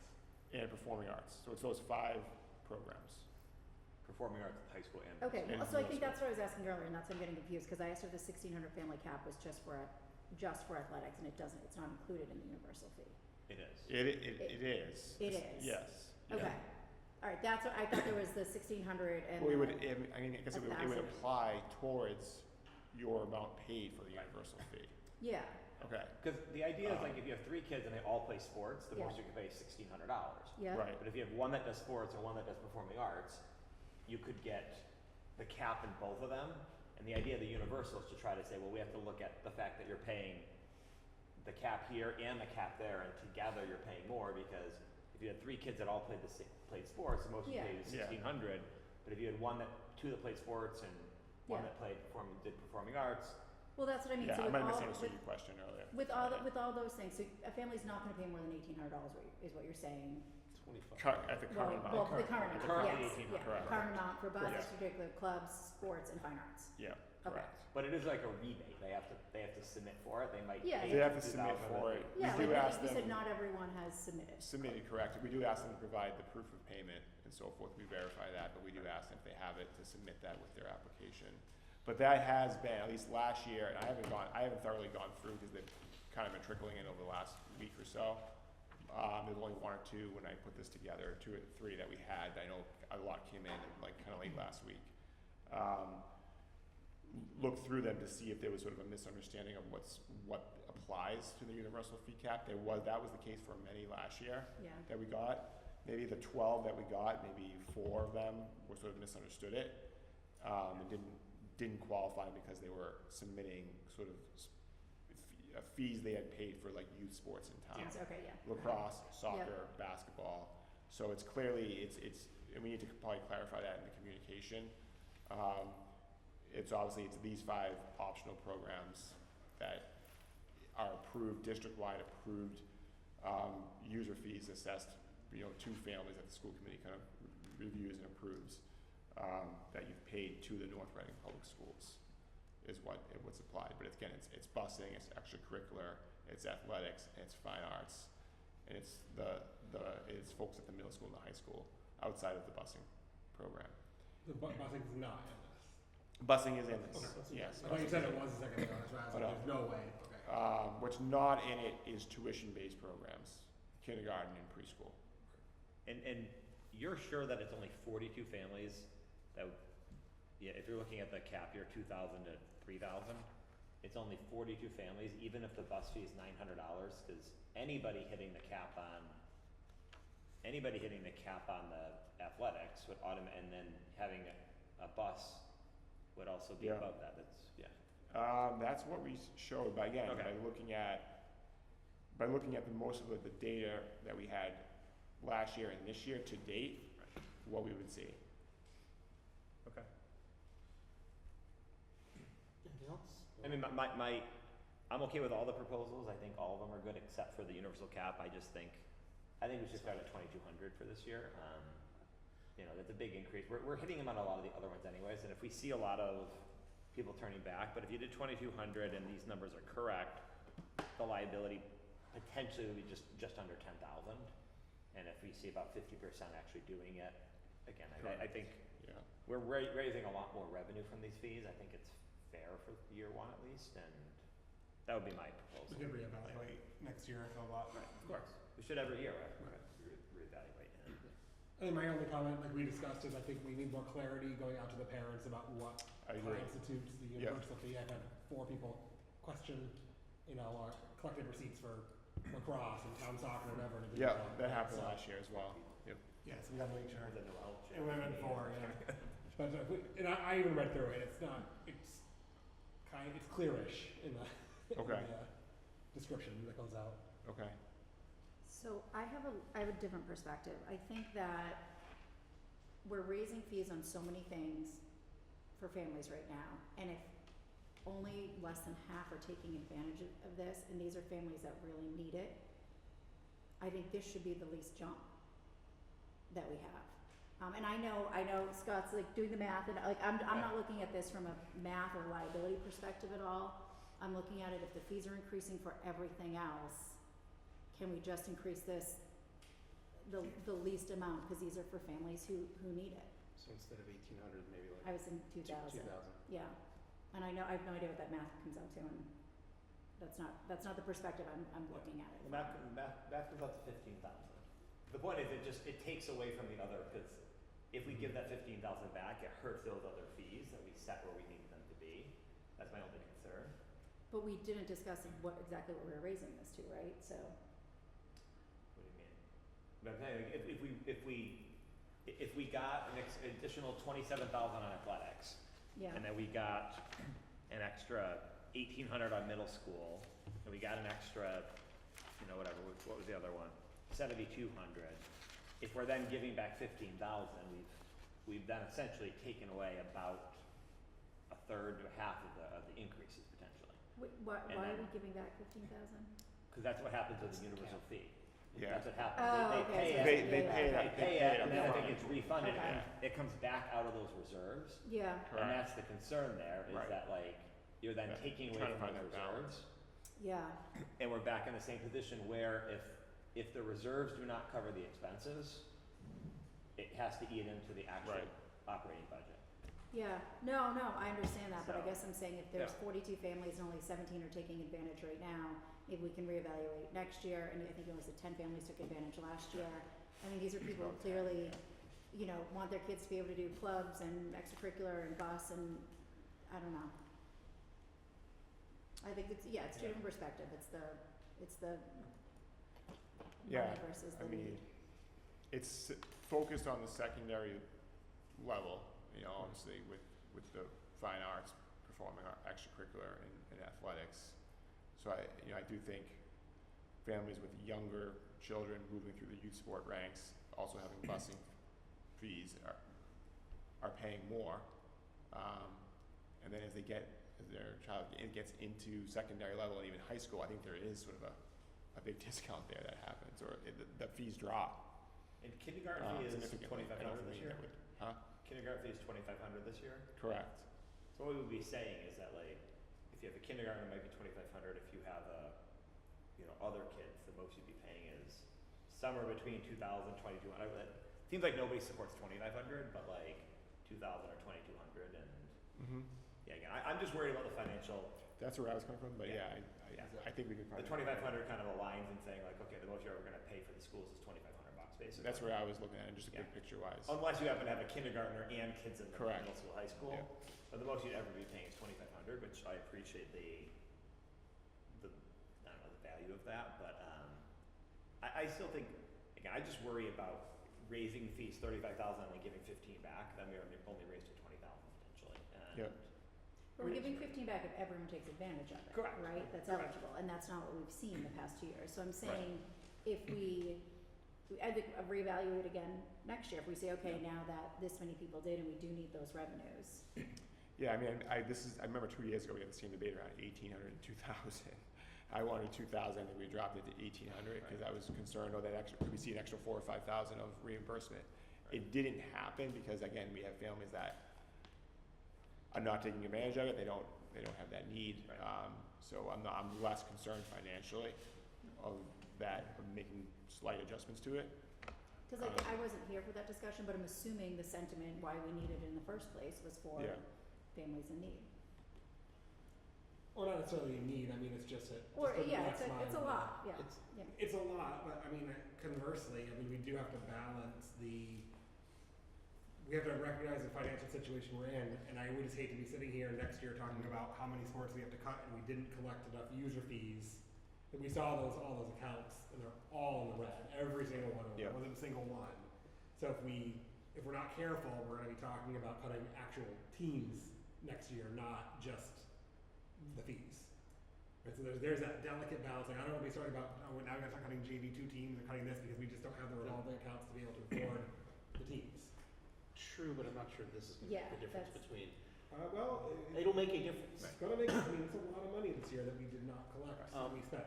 But that extra $200 could potentially be $5,000, and so I think, again, I'd be in favor. I think what we could do is we could do motions for each of them, and we could have two different motions and vote on the 2,000. Well, before that, Noel? Yeah, Mojo's over here nodding. Here's the both sides. Yeah, no, I mean, you hate to raise fees at all, right? I mean, this is not where we want to be, but, I mean, I'm more in line where Scott is, just in terms of like, and I appreciate too, what Tim, you're saying is like, this has to happen or else it's gonna snowball and start to see, next year and then the year after, and who knows what the future brings, but I agree with the $2,500 cap feeling a little bit too harsh, but the 2,200 feels a little bit, even though I do appreciate also what Jen is saying. But yeah, and the only other thing I would say, and I know I say this, and you do such a good job, Mr. Connolly, but just people really just read their emails so quickly, and just to really like as boldly as possible emphasize like this is what the universal Yeah, cap absolutely. is, this is how to file for reimbursement, because you know, people get so many emails every day, and so it's something that's very clear, so people at least understand. And as always, because it always comes up when we have a public meeting, reminding people that if it's a hardship, that there is a way around it with Mhm. the free lunch program, making that clear in every communication that goes out regarding fees. Right. And that's a good point to emphasize though, because like there are still families that are qualifying for free and reduced lunch are still not paying these fees as well. Correct. So they That's would correct. still be able to play Yeah. and they wouldn't have to pay any fees for them, so.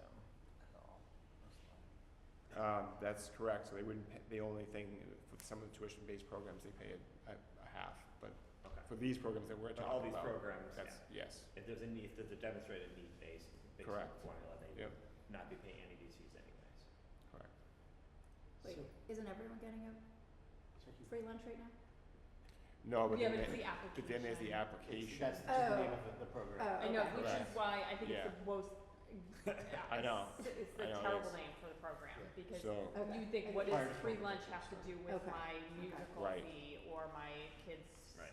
hockey Right. fee? We're still obligated to classify Yeah. because the state's supplementing it, so we still need to do the applications, do the direct certifications based on need, And I think again, Um, that's even more need for like correct. re-emphasizing, like, and report it that seems data. like a really That weird data thing to feeds be the applying grants that for, we get. but. So Okay. it's important to still, that we're still doing it.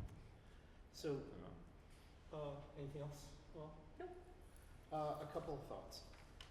I'm like everybody else, I think 2,500 is just too big a pill to swallow. I think partly you did that because you didn't get the 2,000 before. I'll get them this time.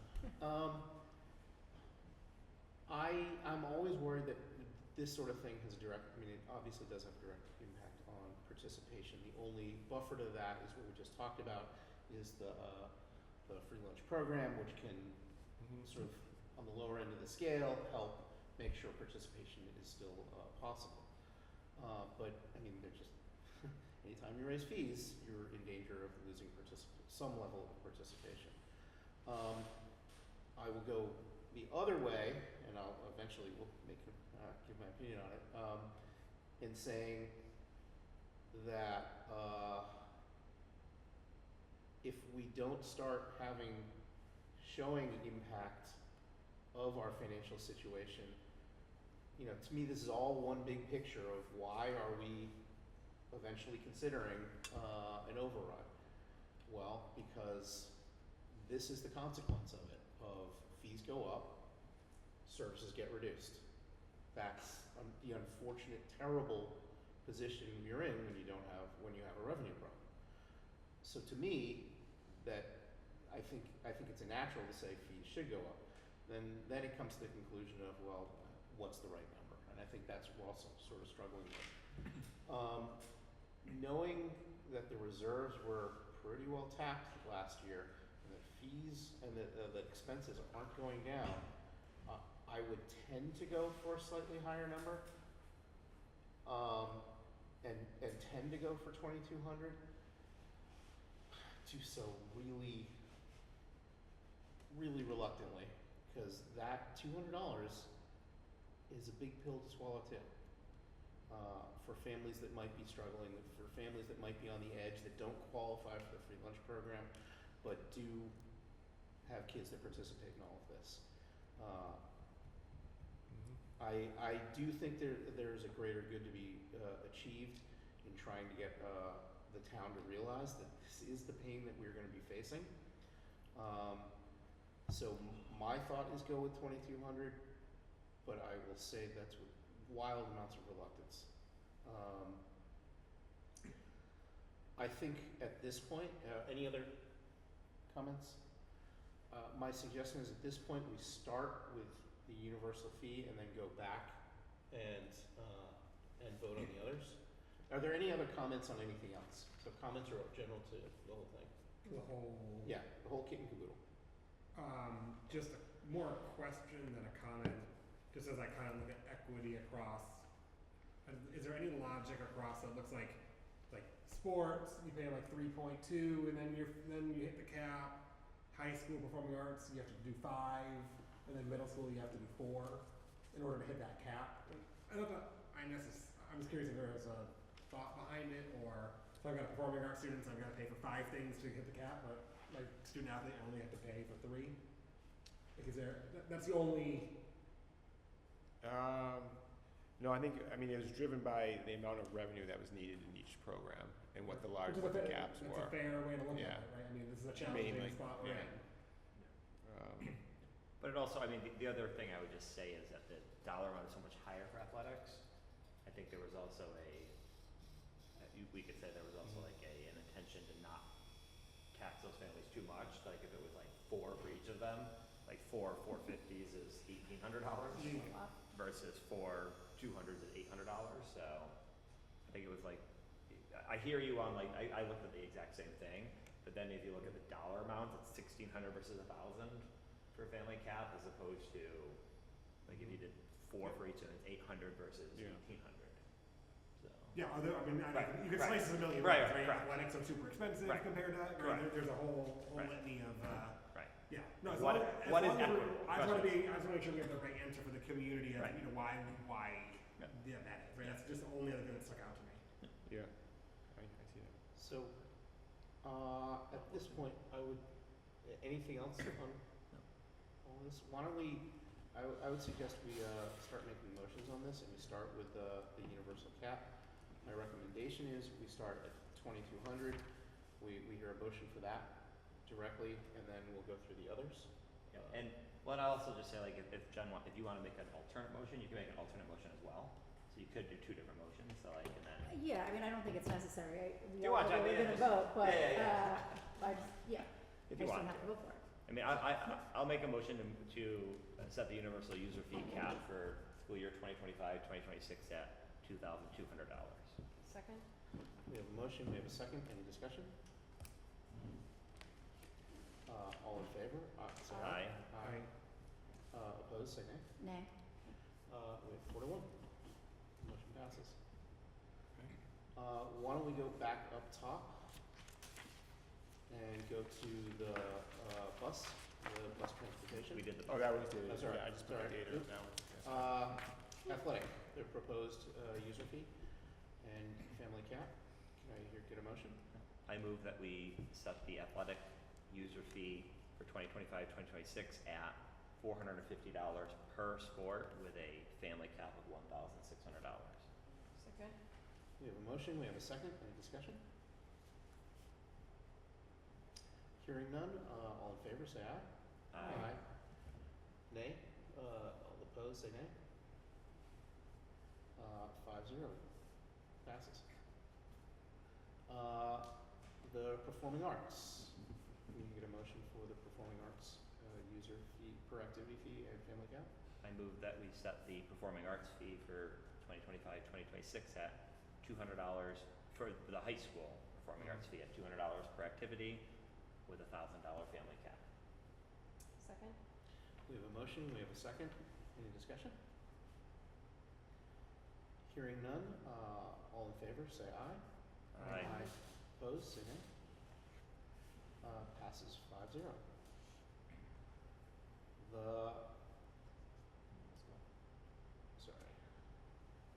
I move that we set the middle school performing arts user fee for 2025-2026 at $150 per activity and $600 for family cap. Second? We have a motion, we have a second. Any discussion? Hearing none, all in favor say aye. Aye. All opposed? Passes 5-0. Excellent. Moving on, why don't we go back to school committee reorganization now that we're a full group. So, You know how much you missed us last time. You're now on CIPC. Thinking about you the whole time.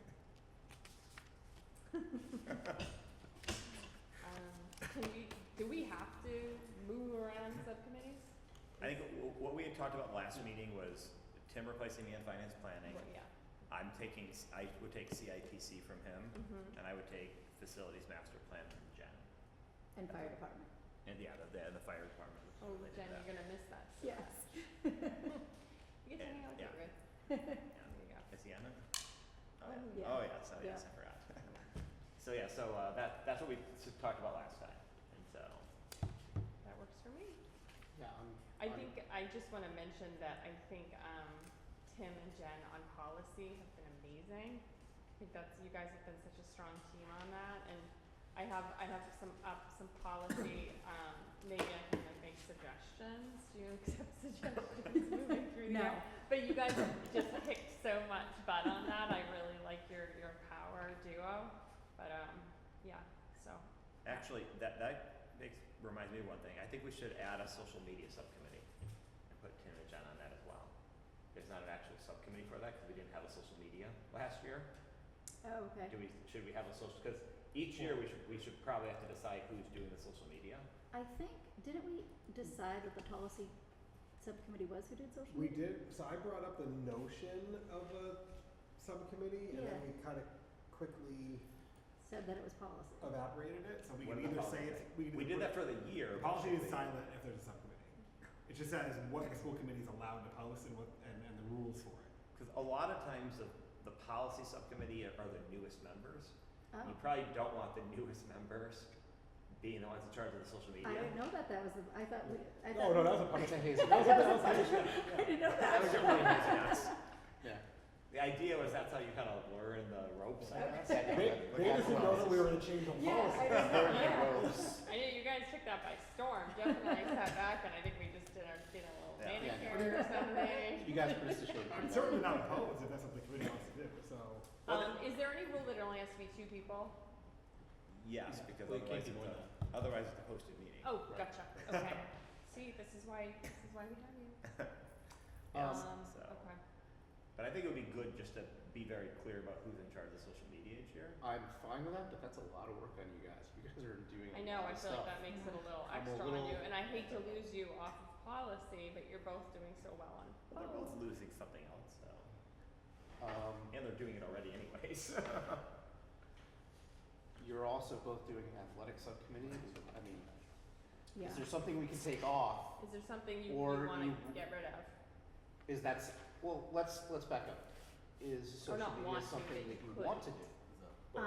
I mean, Tim does it, I don't do Okay. it. This went back to like the. We talk about it. We talk about it, yeah, I think the social media for me goes back to Tim and I's goal of communicating, and Tim does it on social media very well, and I do it Elsewhere. in the community. So I'm saying if anyone else wants to be on that with Tim, I'm totally fine with that, and if no one else does, I can also be, I mean, I personally like with your background, you reviewing things. I think you are very good at that. yeah, very no, I can, and polished, especially so. if, Tim, are you staying on policy? Are we staying on policy? I don't mind saying it all. Okay, then we can just still make it Yes. part of. Yes. Because he doesn't want to do it. You're still newest. I mean, who knows? Because what I'm saying is, maybe- yes, it's another committee, but it's still just part of the policy. I do think it's Right. wise to have it be a separate committee, and you guys are rocking it right now. That's great, but maybe in a few years we have someone who's literally that's their background is social media, and Or who wants to do policy or but who- doesn't want to do social media. Well, yeah, so Yeah. it's nice to keep those things separate. You just happen to be doing well at both of them. The victim of your own success. Well, if we Yes. if we create social media and you guys are on it, I'm on 5, I have 5 assignments, Jen and Tim have 4, Noel has 3, Jeff has 2. Well, I think, is the substance abuse on there? Yes. I can know but So. that's one that I had before, and I can take that on again. Substance abuse, but I think Jen really has really enjoyed that. I have, but can we have 2 on that? If you want to go, yeah. Because, We could tag team. yeah, because the meetings are Monday. That at 10 was one a.m., of the and it gets a challenges little, for me. yeah, So so I'm if we could happy tag to do team that, that and would be we can great. move back and forth. Okay. Perfect. So you guys want to add the substance abuse? Yeah. Because I felt like I could make about 50% of it. Yeah, me too. Okay, that would be great. Okay. And So everyone's pulling their weight except for Jeff. Just kidding. Oh. I'm teasing. Your chair, so and who you did know. we say was going to take CPIC? I was taking that one. You're taking that.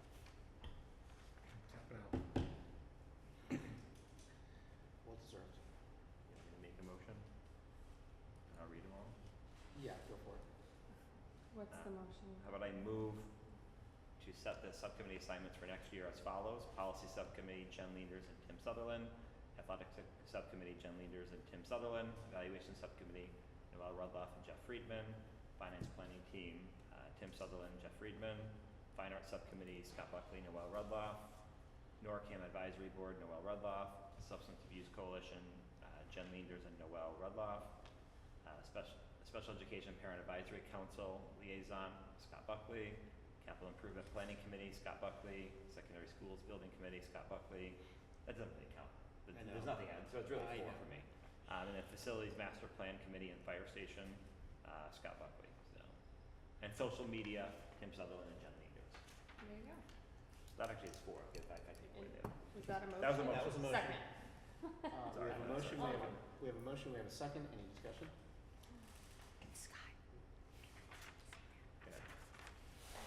Hearing none,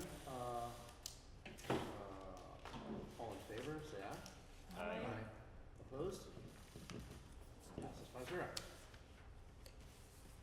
Last week we were 4-0 was unanimous. It's not, sorry. This is multiple purposes. All right, why don't we go back to new business? We've already done the little school presentation and the core measurements. Why don't we go into the first reading of IDBC policy? I had a question, is this just, was this amended, I mean, I see the special sort of notes with the outdoor time, which is great, you Yeah. know. But most of the, policy updates are based on MASC, correct? So, like, is that the only, is that really the only update in it is based on the work that you've done with the recess outdoor committee, or is there anything Well, then the else? I should know. well, there's the nutrition and wellness, which was a big part of it, which is why we had to wait so long, because that had to go through a lot with Cynthia. But the recess policy is completely rewritten, but it is taken from, it's already been approved by DESE. And it was taken from, I think I looked at like 30 or 40, maybe even 50 different school districts. Wow. And took different, best practices and kind of Frankenstein them all together to make what I thought was the best. And then, so there's the increased time, and then I think it's highlighted in everyone's packet. Dr. Jelly is able to add, which is really exciting, around the middle school. Sounds great. And this is why you belong on policy. Any further, do we wanna read through this? Is this the only, is the highlighted the only? No, it's all new. Oh, okay, that's what I thought. The whole thing is new, yeah. And I will say that I think that, a lot, as I said, it's a lot of best practices that I took from other schools, so I don't think any of this is anything that other districts aren't doing. Yeah. I skimmed it already and I think it's great. I know it was a late ad, so I don't know if you've all had a chance to read it. I did not, I apologize. It was a late ad. I didn't get to read it either, but I skimmed it and brought it up. Well, this is a first read, we're not. Yeah. I mean, my only question is, I'll say it, and I'm not going to dispute what happened from the whole committee, but I don't know that what my thoughts are on recess at the middle school, to be perfectly honest with you. Yeah. I sort of partly not 100% in favor of that, I don't think, but. I'm interested to see how the administration makes that look.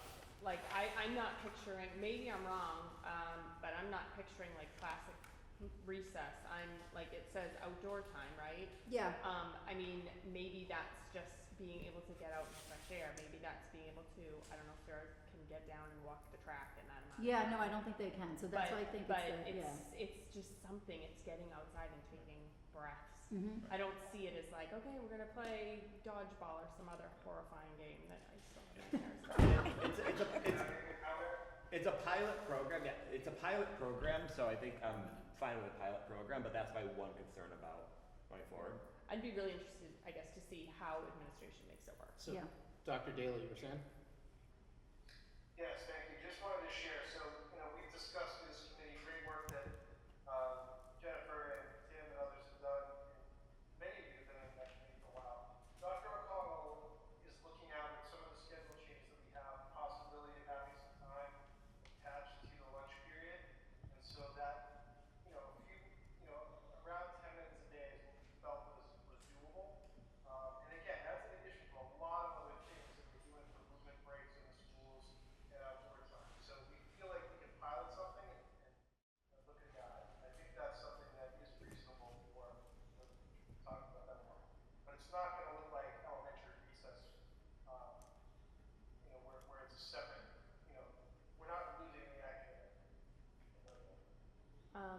Is this something that would be optional?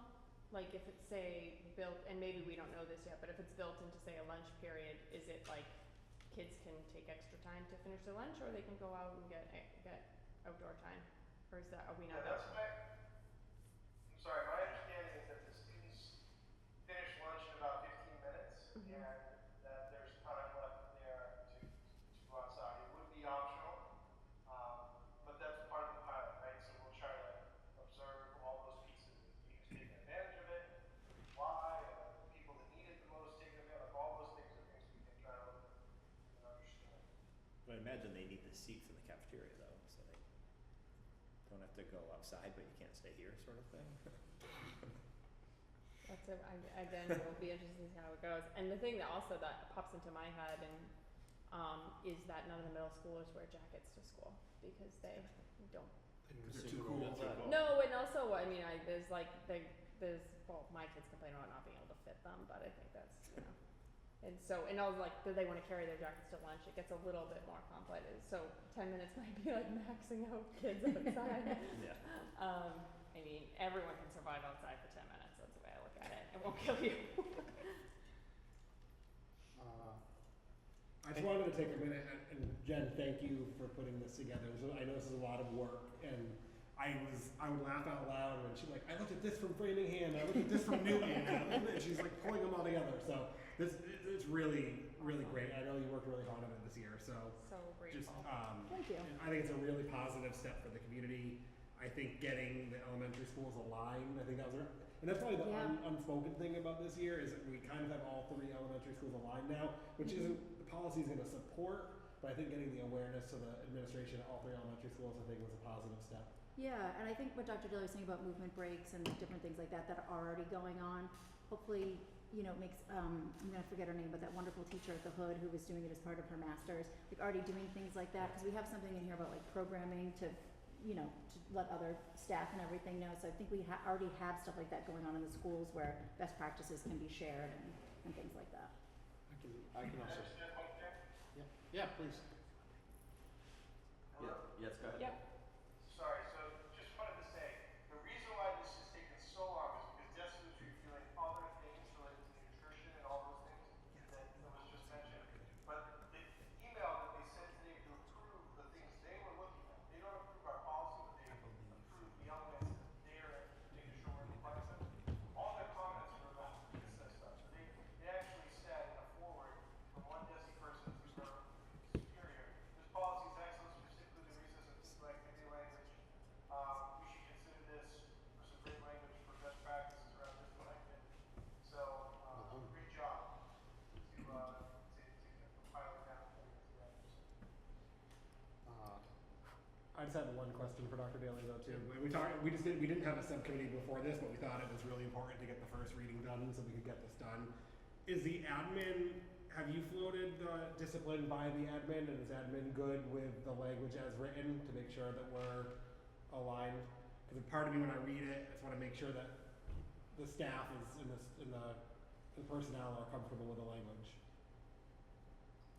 Yeah, we've talked about that a lot.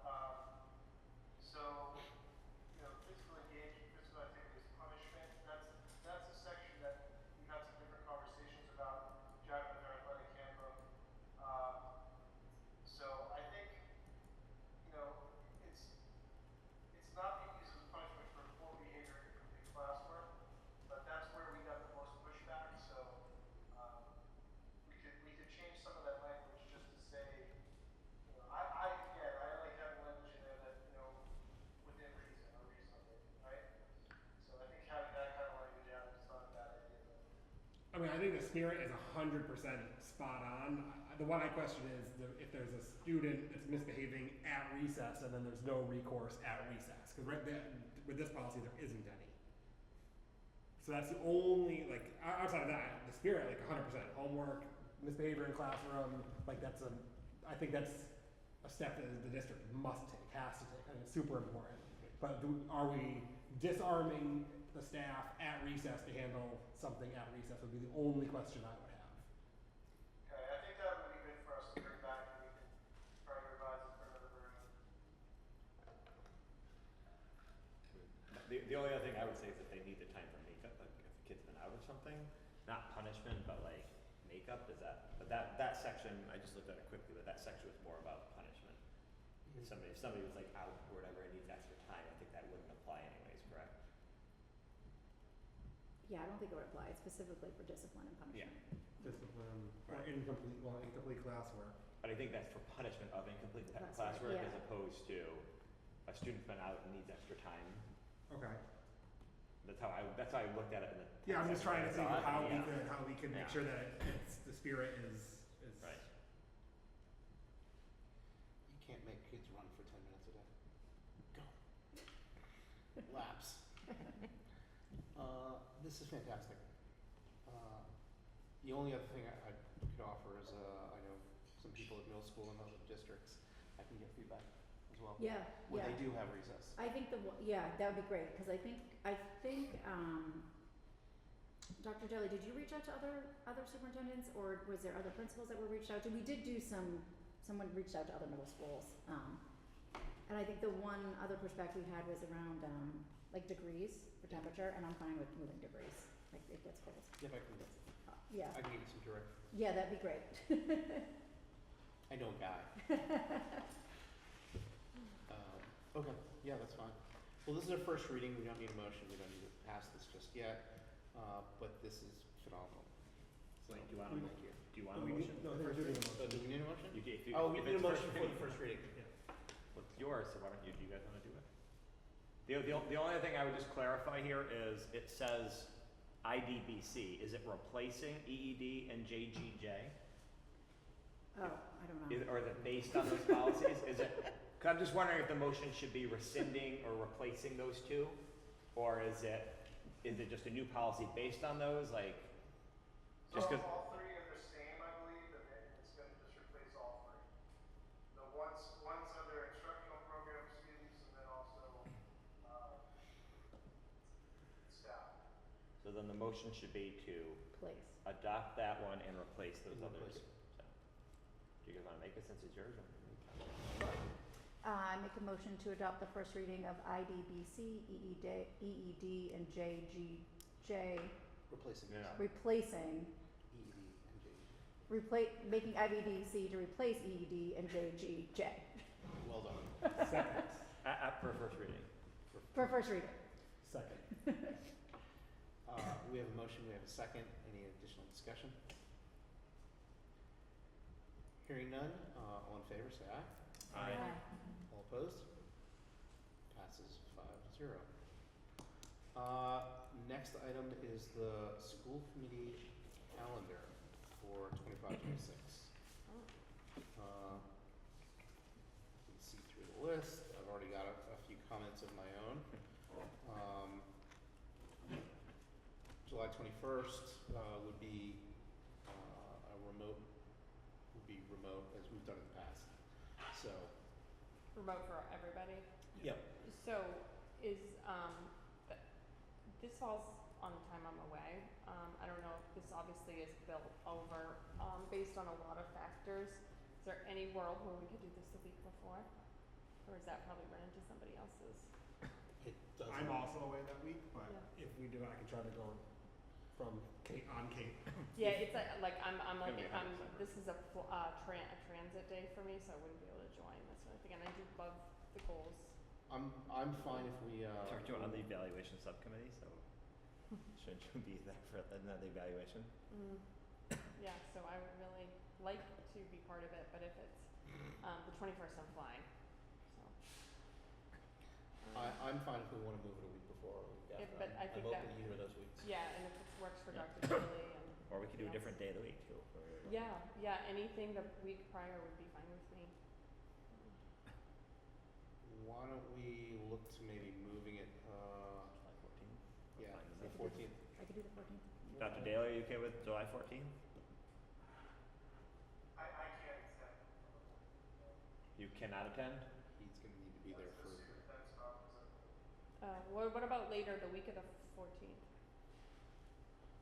are you gone the whole week of the 14th, or should we, look at a different week?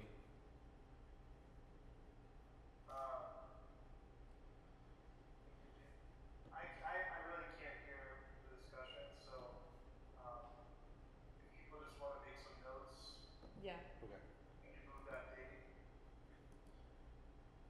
we think about, can we do the following week then? For this group? That was the week after Packer. Yeah. So the 28th? I might be gone, but maybe I can do it at night anyways. They have a work thing that week. Yeah, I mean, other nights that week are better for me than the Monday, but The 20.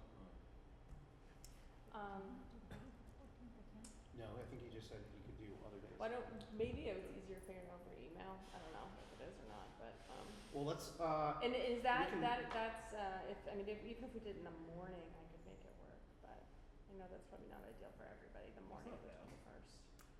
Like, not, just as long as. yeah, I can do during the day on the 28th. Or on the 21st? I can't do the 28th either. Could everybody do during the day on the 21st? I can't now. I'm sorry, Dave, I am. how about a different day that week? Could we do like the 22nd? I'm starting a new job on July 1st, so I can't commit to anything. I don't know how it's gonna be. I can't Is it a commit good to. job? It's a good job, but I can't commit to doing like daytime meetings right now. No, I gotta feel it out. That's totally that would be. fair. Oh, okay. That would be an evening. For July 22nd. Second. I could do July 22nd. Is the conference that he's at that whole week, you know, Mr. President? No, that conference I'm just is waiting for to hear me. before I'm sorry. you guys agree on a date before I go to him. I can't, I really can't. I know, I got you. We should have brought the owl. We had it, We had him. How's nobody else on. Talk about the owl. Okay, Want to just come back to that? can we just, Yeah. This is first of all. Take What it. other concern? We don't have to vote it tonight, we can just kind of Yeah. come back on that one. try to I have no finish other it up. concerns. Yeah, they're moving on. After. You had other That's concerns? Yeah, so the other one that's on here is September 22nd. For me personally, that's actually the first day of the Jewish New Year, that evening. So Rosh Hashanah starts that evening. So that would be a no for me on that one. So I could do, that's the first night of Rosh Hashanah. right, You can't have. correct it is. So that would be, You can't have a meeting on that day. No, I know, so we could go later that week, I put that. yeah, I could do something else that week, I just can't do that night. Could you do the 29th the next We week? could go earlier in that, so that was what I was wondering. Could you do the 29th? I could do it from I mean, my only concern was there was a lot of time between some of them. Like that September 22nd, the next one was on October 27th, more than a month later. So that at least pushes it back Pushes it out, yeah. a little bit. That makes us go every 3 weeks at least.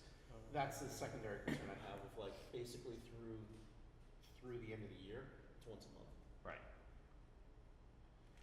Um, I'll miss October 27th, I think.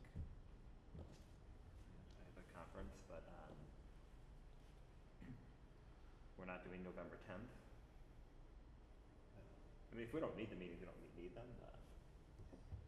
My only question is, depending on what's going on, if we're going to be talking about budgets and things I like think that we need earlier. I think we need to meet more in the fall.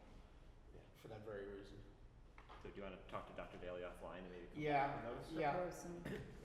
So if you guys have additional concerns, just let me know, and I will funnel it through. My only thing, it just is, I mean, obviously, certainly we should take into account your holiday for that reason. But if we try to stick to Monday nights for the most part, Yeah. Oh, just yeah. so that way I've got predictability for my travel, so I can Yeah. figure out. No, I'm fine with going a Monday before or Monday after, I just can't do Yeah. that. Oh, absolutely, yeah.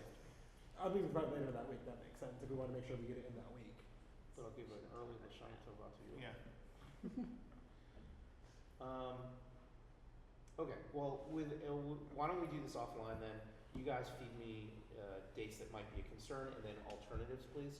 So if you say X date doesn't work, give me Y date that will, and then we can sort of deal with it from there.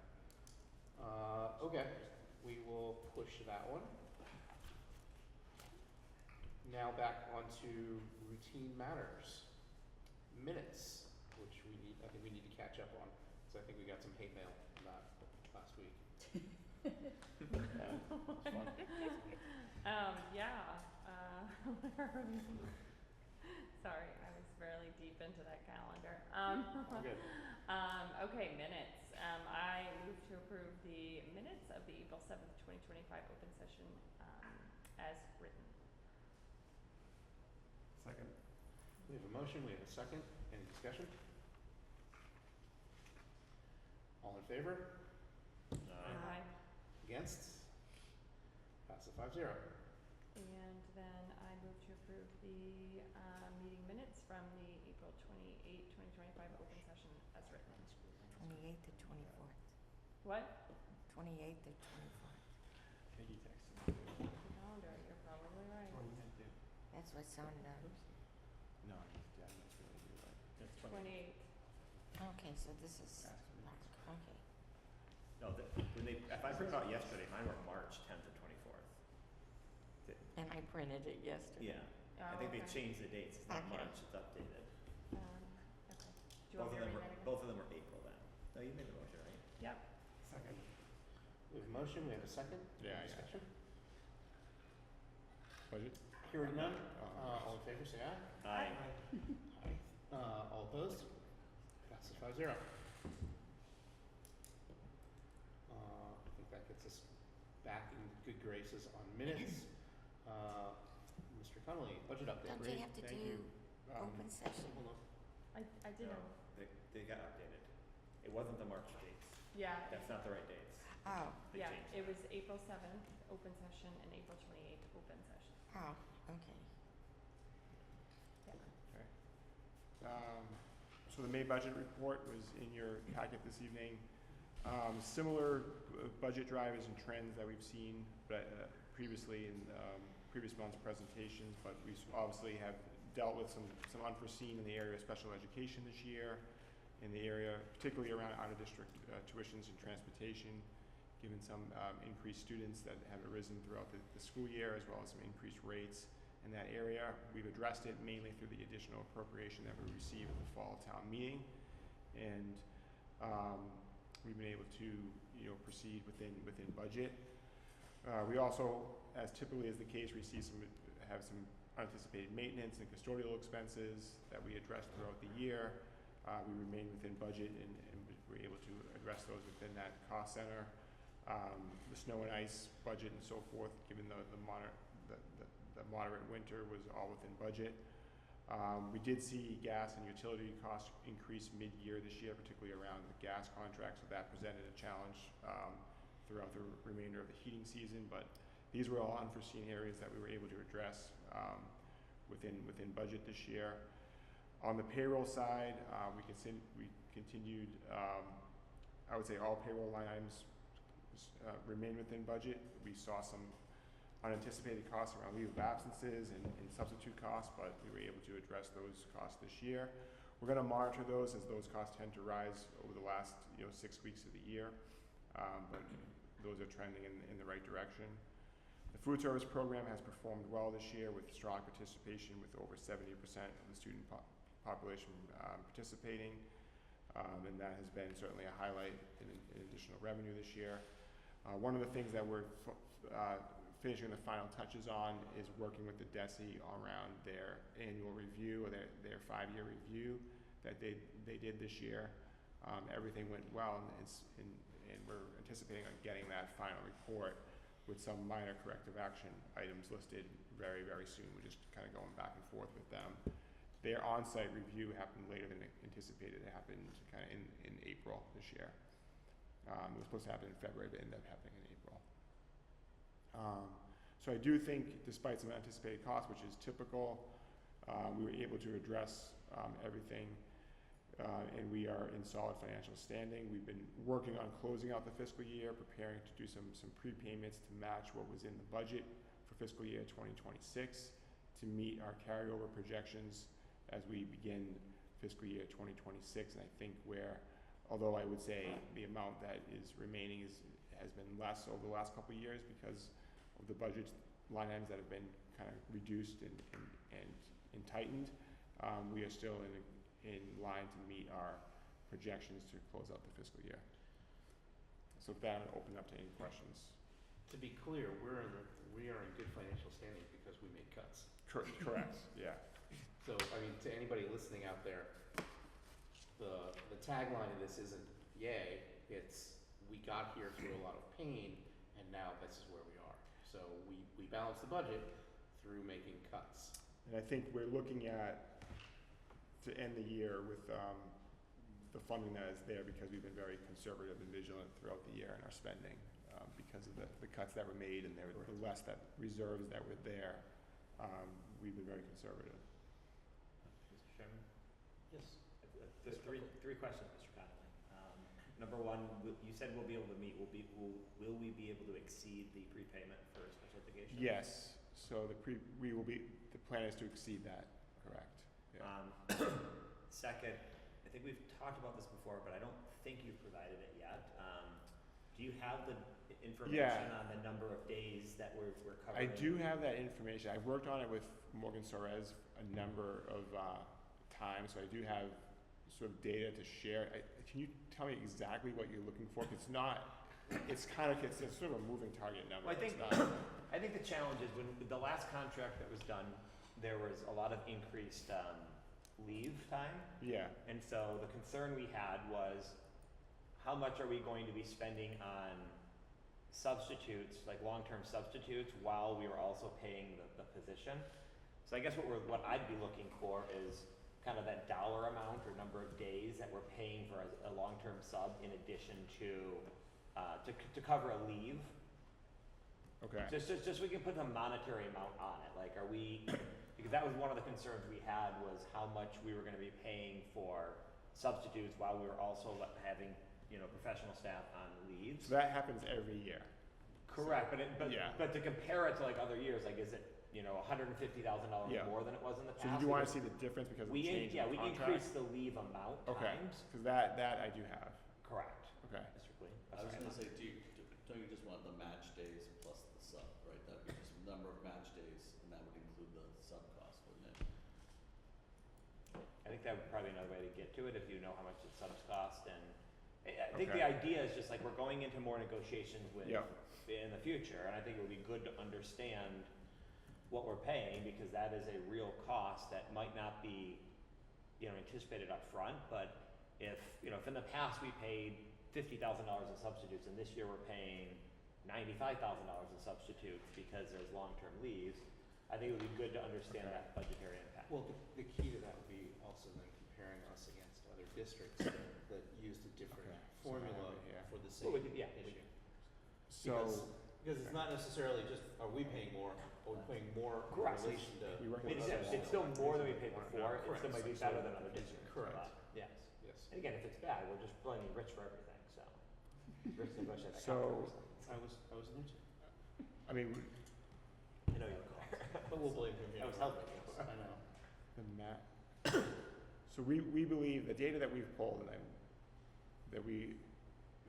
because of some of the changes in the contract, so for fiscal year 25 versus fiscal year 24, with the addition of the match days, as well as the days that we added through a family wellness bank, what we've incurred in addition this year from last year, that amount is about $26,778. Okay. So that, we answered, that's the question you wanted to answer, right? We do have some of the costs for matching days and the family, wellness bank days as well. $27,000. Was that the whole year? Was that a whole year? This is for When all. the contract signed. This is the full year of the contract. This is the full year of the contract, correct? Yeah.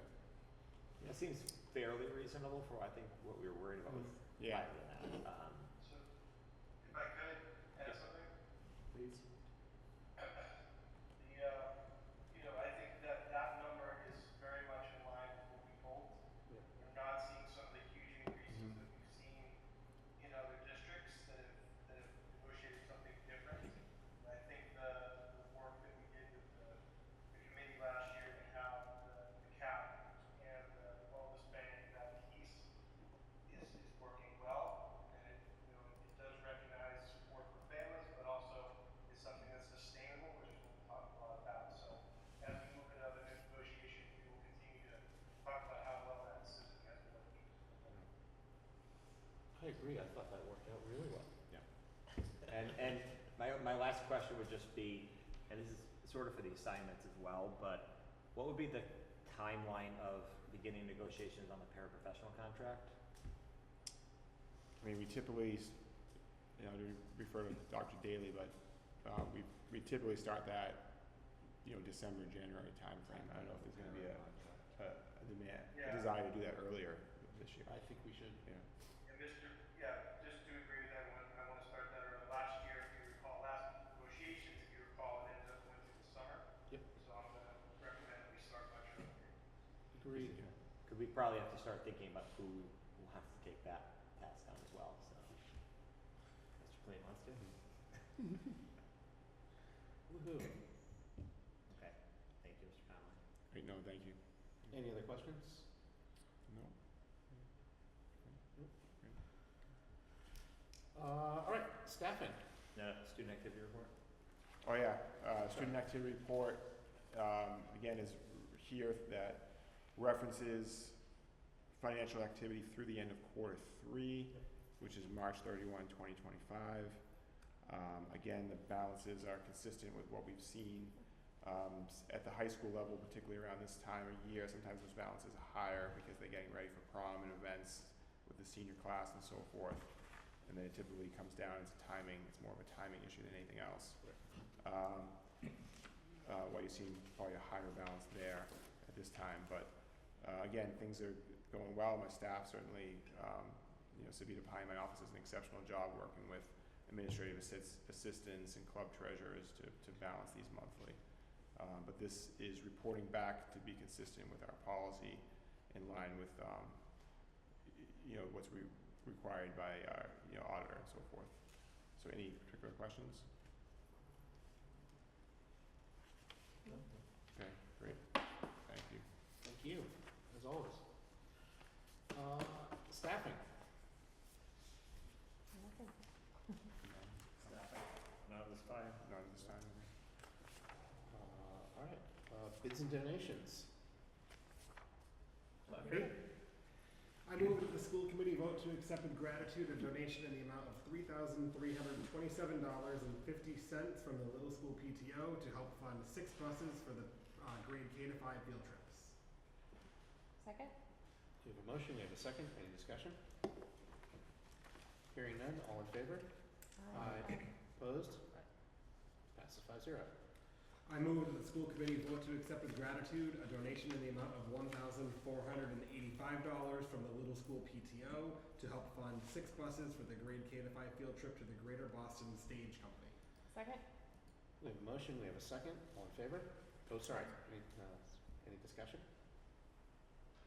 Hearing none, all in favor? Aye. Aye. Opposed? Passes 5-0. I move that the school committee vote to accept with gratitude a donation in the amount of $100 from Stephanie Corba to be applied to the baseball program at the high school. Second. Oh. We have a motion, we have a second, any discussion? Hearing none, all in favor? Aye. All opposed? Passes 5-0. Leave him in charge or he gets busy. Now that he's not doing I that, know, he has to do he's it. a troublemaker. I'm just the member. loves doing Just a member. Any grants? None at this time. I don't know if I'm supposed to say that, but I am. Overnight trip requests. None. Okay. School committee social media. Just a question for the group. I know we're going into town meeting. Are there any topics that we want to make sure we highlight? So we'll probably get now that the user fees are finalized, we'll probably get that out there. Is there going to be a presentation or any sort of thing done? The plan is to do that, yes. To incorporate it in with Michael Gilberto's at town meeting. presentation Yeah. at town meeting. Yeah. Is Just there to any other information that we want to make sure is out and present for the community prior to town meeting? Final cut numbers? Cause Yeah. they got adjusted a little bit. Mhm. So final cuts, I would suggest. And again, the fees we just approved. Yeah. User fee increases, I think, would be a good one to get out there. What's up? I agree with Noel there, and I think the recess thing. I mean, I think talking a little bit about that too. Oh, yeah. Good to highlight positive. What about the slide that we have for possible cuts for next year? I have that. Yeah. I've been intentionally. We didn't do that quite yet. Okay. Yeah, I didn't. Not, we so can you're saying certainly- not before town meeting? We can have the discussion. I didn't want to start putting the cart before the horse. We haven't approved this budget yet, and then start talking about next budget. But we can certainly. We can discuss it, right? I don't think it's time for that gasoline just yet. I think Okay. we're a little early for it. I think, Mr.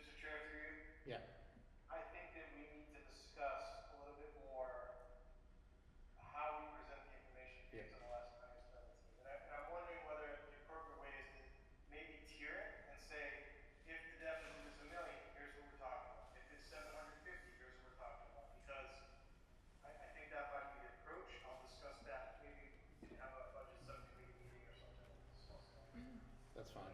Okay. No, that's fine. I think if we just present the worst case scenario and it's not there, you know, like I think we have to be clear with what we're messaging. Exactly. I don't know if it would be appropriate in the town presentation, but I think it might be. There's like this continued question about the positions that are unfilled versus eliminated, or versus, like, again, like more I don't want to say more clarity, but just a repetition of what that really means, I think is always valuable. I agree. Right? Yeah. Yeah. Simple math. Sorry. All good. I think Yes. it'd be nice to put out in black, these are the number of classroom teachers that were in there 2 years ago, here's how many there are today, here's how many class size, you know, the class size is this, here's Or what it even is like today. somehow finding an analogy of something, Right. what that looks like, you know. Right. We can't chlorinate the pool like we could before in high school. See, this wasn't me. It's 9 o'clock. It's not me. Okay. Anything else? Anything else on social media? I would just say, like, and your social media brain's going, but I think it would be great to highlight what one of the things Amy presented with the drop in the vaping. I think that's exciting. Oh yeah, especially because they're doing the catch your breath stuff now. Yeah. Yeah, that's a good idea. Maybe a slide or two or something Yeah. in the graphic. Yes, I'm gonna start scheduling them out, so that way we kind of have 2 weeks at a time, it'll kind of Perfect, get yeah. auto posted. And then the obvious one, obviously, is the little school play, we can post the tickets Oh, yeah, are of available course, yeah. since we are here, so we'll make sure that gets out there. Absolutely. Anything else to do with social media? If not, we'll go into future business. Move to adjourn. Pardon? That's not kidding. What did you say? Let me move to adjourn. All right, Yes, please yes. adjourn. No one wants you here. That's fine. I don't leave. No, all good. Okay, subcommittee updates. Do you want to do the financial planning team? Just give a high level. Sure. By introduction to financial planning team, let's see. We really went through two main topics. Just any remaining lingering question on the approved budgets, which quite honestly there was not a ton to discuss there, and really just discussion of the warrant articles and the layout of the town hall meeting. How we're going to present the clickers were a big discussion, right? So we have 1,000 clickers for town meeting. I believe we're looking at either renting or procuring more in anticipation in case there is more than 1,000 people at town meeting to ensure that we have a smooth transition. If town meeting goes into a second night, it would be on Tuesday. So we are hoping, I personally am hoping that the clickers will keep this into one night. And the citizens petition and the 3A will be first up as an article question. So really those are the main topics. So I think That's great. Did they talk about putting microphones by the Yes. teachers as well? Yes. Yeah, that was part of it. And also maximizing the chairs on the floor and renting additional chairs to maximize that. And trying to fill in the space in the middle and on the floor first, rather than sort of splitting it up, so to get a better distribution of participants. That's a nice way to put it. I've been here a week doing this. Okay, anything else? I think we're good on financial planning. Were there any other meetings that weren't covered in here? Subcommittee? No, yeah. That noise is Yeah. really not Yeah, the distracting crypt at all. keeper Yeah. is like coming out. Yeah. We really do need a whole new elementary school. Just See? the substance abuse, but it was everything.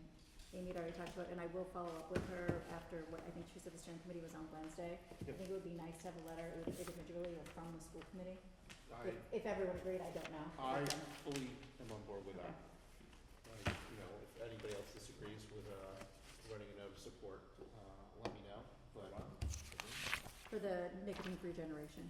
They've been working on it for a long time.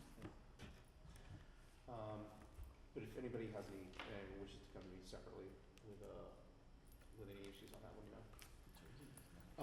Okay, for the subcommittee schedule, do you guys have a policy subcommittee meeting scheduled at all? Not Which is one. fine. No, we gotta figure it out. All good. Financial planning is June 13th. Athletic subcommittee is May 28th, so these are out of order, right? And fine arts is May 29th. So we've got a few meetings there. And administrative reports, none at this time. And correspondence, I'm seeing none at this time. Anybody, I'm just announcing that, but that's what it says. For future business, we've got a couple of things coming up. So you guys saw a meeting scheduled for this Friday at 8:30. We may have some separate discussions about that, but it's to talk about the warrant articles for the town meeting and our interaction or maybe not as much interaction for those articles. And that's virtual. That is virtual for this week. You might be hearing more about that. But that's specifically for recommendations for warrant articles, correct? Correct. Correct. There are a couple of other agenda items on there, but Yep. After that, we've got town meeting at 6:45. June 9th. Pardon me? On June 9th. On June 9th. I hope everybody knows the date of the town meeting, but there you go. And then June 16th would be before we sort of break for until July, where we're going to talk about retiring, honoring the retired educators and personnel, CPAC presentation, and we will have a new student rep. And we do have graduation on The 6th. the 6th. Indeed. With no road, right? Which, No worries. you don't get a robe. I thought Wear a that hat. You He stand wants a out just he fine. wants a robe. Too late. Oh. Sean's gonna wear a hat this year, right? Pardon me? No, Sean's gonna wear a hat, right? Matching. A fedora. With you. Yep. Gotta protect your skin. All right. Move to adjourn. Yes. Wow. Goes from being like the class Second. president to the class Motion and a clown. second. Any discussion? All in favor? Aye. Opposed? None of you were here when I wasn't. None of you were here when I wasn't.